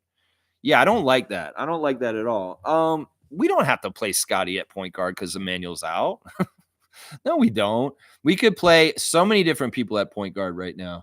I mean, Jamal is a great point guard. He's proving a lot of stuff already without having a lot of NBA experience. Davion Mitchell can play point guard to an extent, but he's hurt right now. Like I said just a little bit ago, I think RJ's a fantastic point guard. It's what he's seen this year is what I've been seeing. He could do it. Grady Dick could probably do a little bit of passing around too in certain ways. I mean, in some ways, it's not even like we have a point guard. We have a big center that is the hub and passes all over the place. Kelly Olynyk, very gifted passer also at his stuff. So there's a couple of different options there. And it doesn't necessarily have to be Scotty. In some ways, we could prioritize Scotty being the guy getting the ball and making the shots instead of making the assists. Blackhawks saying, I agree that Scotty shouldn't be the point guard. There are too many short point guards that are fast, with strong hands being a headache when the ball is brought up. That's part of it right there. In some ways, the lineup that we started yesterday didn't have a small guy to chase around Trae Young. And in some ways, that was a problem. When you got Grady Dick, who's kind of getting Trae Young in the assignment, he's not fast enough in some ways to guard him. That's why you need Davion or IQ or Jamal in the starting lineup. And when you start a starting lineup with Grady, Oshai, RJ, Scotty, and Jakob, who is lining up with Trae Young to catch him right from the start of the game? I mean, how do you do that? You put RJ on him? No, that's not a good idea. No, you needed, maybe Jamal Shed should have been starting the game yesterday. Seriously, maybe he should have started in some ways. That could have helped. But yeah, Blackhawks exactly right on that one. Carlos saying Giovanni and other people already given up on Barnes. Laugh out loud. I ain't going to do that. No, I won't. I know for a fact, talking to Scott personally, he doesn't want any of us to give up on him. And I'm not going to give up on him because I'm starting to see the fruit and the good tendencies right now, even through all the sadness and the losing right now. Scotty's doing things right in the right way all of a sudden, even if he's not having success. Infamous saying Lex is not making an excuse when a new player who hasn't played with the team, players in and out of the lineup, things like this happen. Players got to get used to each other again. Y'all chill. Yeah, I mean, in some ways, we had 4 new players come into the rotation that did not play in the last game, and we took players out that had been playing in the game. So there's an adjustment of guys being back in the lineup. Bruce had not played at all this year. He looked pretty good. Jakob coming back in. We can't expect him to be perfect Jakob like he was in the middle of a lot of games where he's playing really high level this season. And, you know, Jacoby and Jamal had missed a couple games also, and they just came back into the lineup too. So this is all true. Kareem's here. Good to see our dunk champion, Kareem Thomas. I love how people speculate, overanalyze, and point fingers. We're a 7-win team. Masai told us this is a rebuild year. People need to relax and respect the climb. That's right. Listen, you don't like the losing, don't associate yourself with it. Move on with your life and do other things with it. And don't worry. It's not you. It's not your life. You're not a 7-win NBA team like the Raptors. You're a person in your own life. If you're a Raptors fan, it's tough to see and it hurts. And maybe that's why you're acting out and saying all this stuff like this. Well, separate yourself from it and look at it clinically. Look at it very just like unemotionally. And just kind of be like, yeah, well, this is just what it is. This is the process of a rebuild, and we have to go through this to get to the other side, to get to the better stuff. And that's just how it is. That's just how it is right there. Boom goes the dynamite. That's right. We just need to chill. Listen to our dunk champion, a leader among Raptor freaks, Kareem Thomas. Nako saying, I'm going to the one in Detroit on the 11th. We'll bring that winning spirit and beat the Pistons. who are better this year. Once again, another team that was bad last year who are playing way better this year. That's the part of the problem right there. A lot of teams are way better than they were last year, and they've come up. And Atlanta is one of them. Memphis is one of them. Detroit is one of them. Yeah, these aren't slouches anymore. These are teams that are getting it together, and they're playing way better this year. All right, let's do the Instagram stories since I haven't done them yet. Real quick, Scotty's got a story of Bruce Brown coming back with his dunk. Welcome back, Bruce. The players were really happy and excited to see him get that comeback. You know, sometimes when you're hurt and you're out, you never know if you're going to be able to reclaim your NBA career. So other players can really get behind players getting healthy and returning to the court after being out for a while.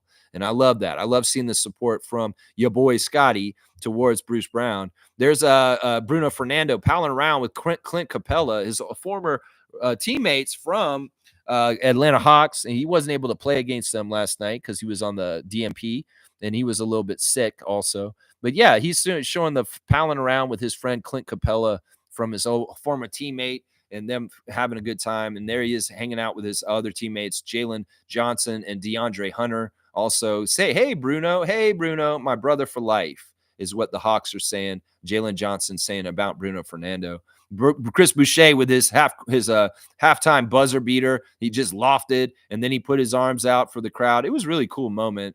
I wish that, those kind of things led to winning and stuff, but it's nice to see Chris hit that shot, and he's so smiley and happy after that. That's pretty cool. Eugene Omoruyi is putting on blast the performances of him and AJ Lawson and Kenny Chandler, 3 players getting 20 points plus. For the 905 against Osceola Magic yesterday. You go, Omoruyi. You keep doing what you do. Lloyd is in graduation mode with some very nice-looking young lady, and there he is on the streets in New York, walking around with the camera, and there he is as a kid. We see Baby Lloyd on his Instagram stories. Y'all can check out Baby Lloyd. They're saying happy birthday to his sister, who just turned 25, his sister Z. Happy birthday, Z. It's a picture of her as a child also.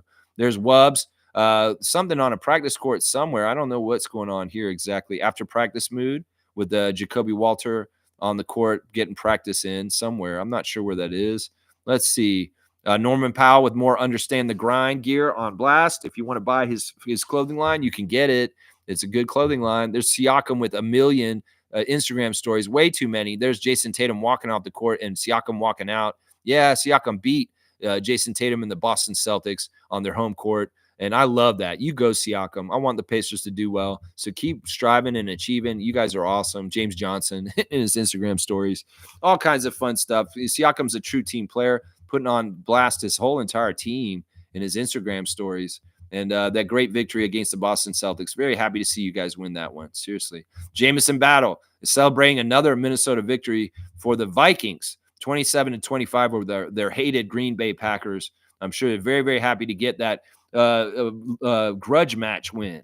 Then Davion, more pictures of him in the broadcast booth. I think Davion's wanting to be a broadcaster because he keeps showing the pictures of him at the 905 game in the broadcast booth with the announcers. So what is this, Davion? Are you trying to be an announcer for 905 or a broadcast career? You're starting it. He's ranked as one of the top 5 on-ball defenders in the league with Dyson Daniels, Bilal Coulibaly, Jackson Jr. for the Bucks, and Kamra for the Blazers. So he's number 4 as the 4th best on-ball defender in the NBA this season. Davion Mitchell putting that out there. And he's celebrating Bruce Brown getting his highlight dunk yesterday. And it looks like he got a little puppy too. Oh my gosh. She got a dog and skill in her. There's a little baby puppy. Looks like a little baby Roddy on Davion Mitchell's Instagram right now. So if you want to see a cute puppy, go look at his Instagram. Seriously. Right now, it's pretty cute. Very, very cute. Let's see. What else? Raptor going around in the stands, making his rounds. No fans left behind. He's up on the 300 level, climbing on the rails and stuff. Raptor, be careful up there, man. Be careful. AJ Lawson celebrating the 3 20-point scores for the game against Osceola Magic yesterday. Himself and Kennedy and Eugene Omoruyi. There is a dunk in action. And here it is. What he's saying on here is saying, you are about to walk into the most blessed year of your life. Make it happen. There you go, AJ. Hopefully you get more minutes with the Raptors in a very substantial way where you're helping us get victories because we need victories, man. And if AJ Lawson can come up and help the Raptors win, hometown hero, come on now. Help RJ, man. You guys can do this. I know y'all can. Let's see. Is there anything else I want to go over? There's the 905 getting ready for the game day. Evan Gilliard putting shots up as a starter in the starting lineup yesterday. Charlie Brown with his goofy ass shoulder shot, like he's shooting a parrot off his shoulder. I don't know what you're doing with that, Charlie Brown. That's such a weird shot with that parrot shot. I call it a parrot. Yeah, they did a good job beating Osceola. They kept the lead, a double-digit lead for most of the game, and ended up winning by double digits. Even though Osceola did try and scrap in the last couple minutes of the game and got it close, the very, very smart, measured skills, and they won by 9 in the end of the game, 131 to 122. That is good stuff. And that's it for the Instagram stories. And the Raptors, 905, doing a fantastic job on the team stats. They shot just a little bit better than Osceola, 48% to 46%, manufactured 11 more shots, field goal attempts, made 18 threes to only 10 by them. Got 10 of 15 from the free throw line. So really bad free throw shooting once again by the 905, unfortunately. Out rebounded them plus 10. Got 35 assists to 25 for Osceola. The turnovers, they got 19 turnovers. They had more turnovers, which is too bad. Points in the paint, even 58 to 58. Just a solid double-digit win. 9-point win by the Raptors 905 over Osceola Magic. I love seeing that. Yeah, Carlos saying one thing too. If you look at the failures of the Hawks, they stuck with Trae and they legit have a good lineup now to compete. I've always hated to tear it down narrative which teams fail. That's the thing is like you tear down too much and you lose some of the things that are absolutely good for your team. And that's why it's like, listen, if we're not successful right now, we're not supposed to be. Now, let's see how long this lasts. And if it's not working, then we tear it down some more and we start again. But for the most part, we need the rebuild to be building things and just getting rid of everybody and starting all over and over again. That is where you stay at the bottom, like Washington all the time. We don't want to do that. We have to get gains and progress, and we have to take patience and time with particularly key important people like Scotty Barnes. So I'm not liking anybody going after Scotty today because it's not necessary. The kid had 8 turnovers. That's his most egregious sin yesterday, but they can be cleaned up. And the other stuff I'm seeing from him is very, very good. And if you open your eyes and actually watch Scott right now, you'll see that he's leveling up on the down low, even if the Raptors are getting routed. And people need to understand that. Seriously. Not going to say, I think Trae is unrightly disrespected as an NBA All-Star. I'll agree with this to an extent, but also in some extent, no. In some ways, he's annoying, man. And in some ways, he has been a player who's gotten a lot of superstar kind of bullshit, like the palming thing that we're talking about. He was used to be this artist that would draw all these offensive fouls or all these fouls on the other team with really shady ways. And they changed the rules around him because he was so shady in how he drew fouls. So I don't know. In some ways, he has been disrespected. He's been left off of all-star teams. He's been left off of awards and different things because of certain things. But yeah, I can get behind this to a degree, Gerald, that he is maybe disrespected for that kind of league-wide awards, but he is a badass and he's a good player. And yeah, I think you're right. To an extent. W Stream, thank you for the cutoff, Fiercey. I know I'm at 2.5 hours. I'm going to probably do a 3-hour Lexathon real quick with the double reaction. People want to talk after a game like yesterday. I know.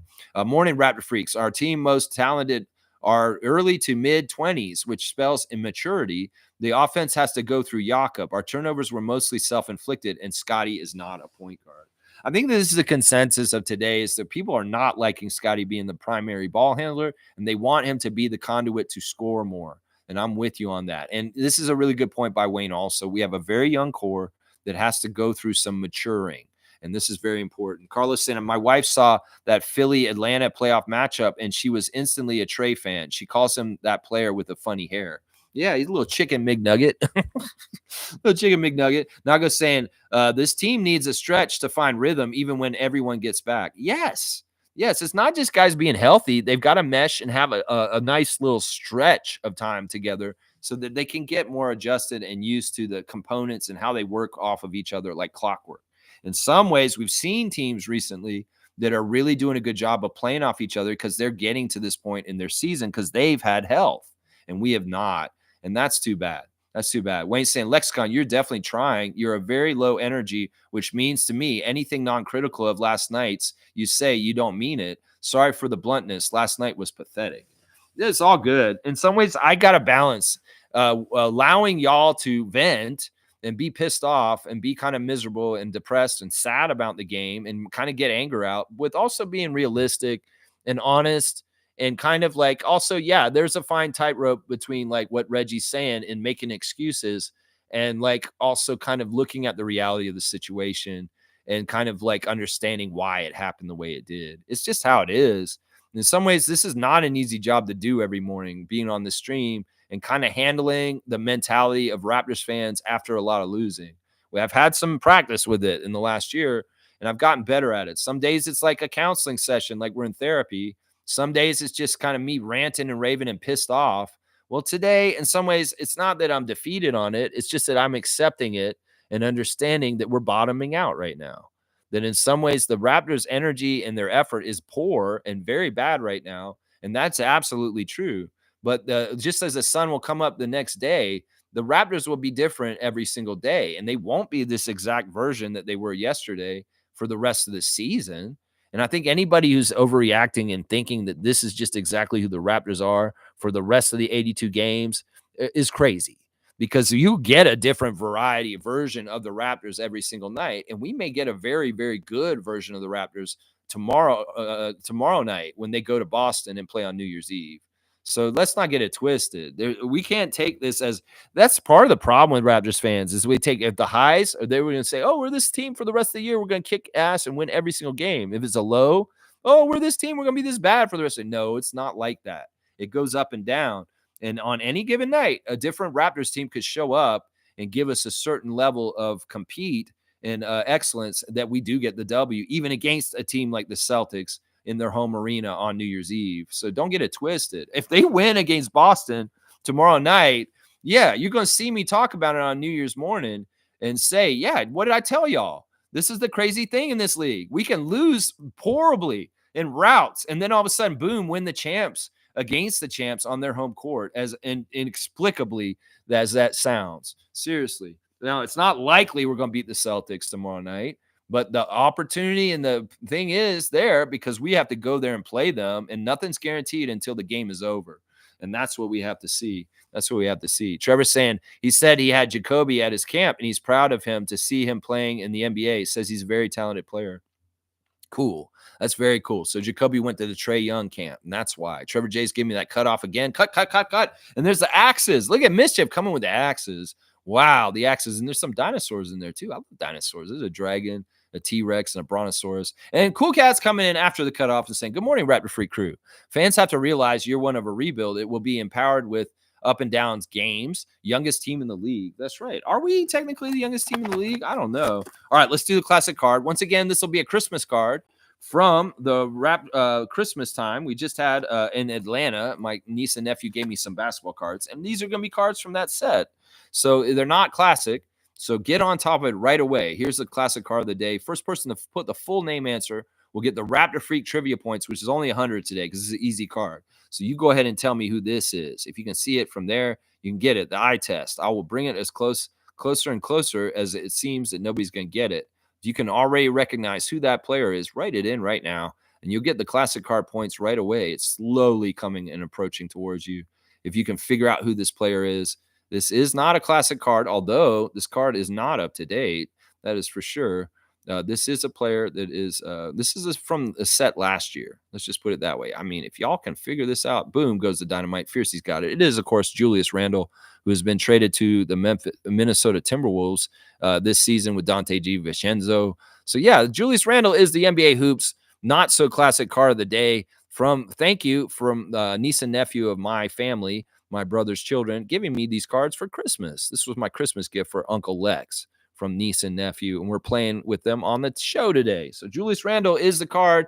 Fiercey will get 100 points for it. Not a very difficult classic card, so we will not give you a huge amount. We'll give you the bare small 100 for that one. Fiercey getting another 100 points to her trivia total. Good job. Good stuff. All right, let me see. Is there anything else I wanted to go over real quick before I get out of here? Because I do want to finish up and get going. All right, let's see. Once again, the Raptors lost in a blowout to the Hawks. It was a 30-point loss, 29 points technically, but still, it is what it is. It sucks. And if I look at the team stats, I can tell you where we messed up. The Hawks got 11 more shots on goal than us. They were just getting after it better than us. They shot a little bit better than us also, 48% to 45% for us. They made almost 3 times more three-pointers than us. We only had 7 threes made. They had 18. So 40% from 3 for them, 29% for us. The free throws, we did get less free throws than them. They are free throw merchants, but we did shoot well at the free throw line. I have to give the Raptors credit for shooting 89% at the free throw line. That's something that's good because it's not always good. 24 of 27. So I'll give them that. We out-rebounded the Hawks, which was fantastic, 52 to 41, considering they have all that length. 26 assists for our team, but 31 turnovers. That's a crazy bad assist to turnover ratio for the team as a whole. 26 assists, 31 turnovers. And as Blake Murphy pointed out after the game, the Raptors had 31 turnovers and only made 38 shots. So they really, really did screw themselves over by not taking care of the ball or respecting the ball the right way with the ball handling. There's so many unforced turnovers, and they could have had more. The referees were actually looking out for us and covered up a couple of back courts that we should have gotten called for. Seriously, it's crazy. Fast break, we couldn't get going. They got 30 points on the fast break off our turnovers, and we only got 10 points off the fast break. We did win the points in the paint, 54 to 46, inexplicably, considering how things were going in that game. My stars of the game for the Raptors, in the Raptors versus Hawks game, Bruce Brown making his return, number 1 star. Scotty Barnes, even with 8 turnovers, I gave him the 2nd star. And Jakob Poeltl in his first game back from groin injury, starting off okay, but yeah, we need to have more Jakob in the games coming up very soon. The 905 won their game. They took care of business, 131 to 122 over Osceola Magic, getting their first regular season win for this early G League season. Eugenio Maroy is my number 1 star. AJ Lawson, number 2. Kennedy Chandler, number 3. Quincy Guerriere, number 4 star. And Charlie Brown Jr. is the 5th star for me from that game. All right, let me see. Happy birthday to Ulrich Shamshay, who turned 19 today. And also Paul Watson, former Raptor, turning 30 today. All right, y'all, get your fantasy team set up. I lost this week to Shamshay's Toronto Shamshay's. Andrew's team beat me. He's in the 3rd place in this league right now, doing a good job. I'm playing HC this week. So check on your fantasy teams and the Yahoo Fantasy League and keep plotting away and see how things go. Yeah, Fiercey saying she agrees with Cool Cat. Solidarity. All right, y'all. Thanks for watching me today. I'll be back tomorrow with a preview for the Boston game and then double duty on New Year's Day with a preview and a reaction for a Brooklyn game on New Year's Day and a reaction to the Celtics game on New Year's Eve. So I hope that everybody has a safe New Year's and celebrating it. Be smart. If you are going to imbibe, I shouldn't say imbibe. If you're going to imbibe in alcohol and drink, please make a plan and do not drink and drive. There's a lot of great options, especially in the city. The TTC is usually free around New Year's Eve. And also a lot of cabs will be had for free, Uber, whatever. Get a friend to drive. If you are going to drink, do not drive. That's the last thing you want to do. And when you live in an urban landscape where there's things to do that are within walking distance, go do that instead of driving your car somewhere to go somewhere if you have been drinking. This is a really big deal to me. And this is one of those nights where it's very dangerous on the roads because there may be some drunk drivers out there. So don't be one of them and don't add to the statistics is what I'm saying. All right. Please like, comment, subscribe, share, join the channel if you want. And I'll be back tomorrow 9:30 as I always am. As the sun comes up, the Raptor will be here on YouTube. The Raptors freak. That's right. Let's go, Raptors. It can't get any worse, right? Well, don't say that, Lex. It could. Let's just try and weather the storm as diehard, true purple-hearted Raptors fans and just try and get through this time. The good times will come at some point, and it'll be all worth it the more and rewarding to us, the ones that stuck with them through thick and thin, when they do get right side up on the win column. All right, let's go, Raptors. I believe in y'all. I love y'all. And in some ways, in times like these, I practice gratitude and say things like, I'm just proud and happy that I have an NBA team that I root for in my hometown. I'm just proud and happy to have a great front office of Masai Ujiri and Bobby Webster who really know what they're doing. I'm proud and happy to have a great coach, a development coach in this trying time. This kind of coach is the kind of coach we want to have right now because he is totally the right coach to help stick it together and get good development through trying times. And I am very, very grateful, even if some Raptors fans aren't today, for the great talents of Scotty Barnes leading this team And I believe in him, and I know he's going to kick some ass. And in the end, he will be a huge major success as an NBA player in the ways that some people are saying that they don't think he has it at this point. Well, y'all are wrong. And Scotty is going to show y'all in the end. Watch. I believe in him myself. That's right. Fiercey's got Darko on blast. Let's go, Raptors. And I'll go to the game on New Year's Day to see them play the Brooklyn Nets and D'Angelo Russell. Let's go. Woo!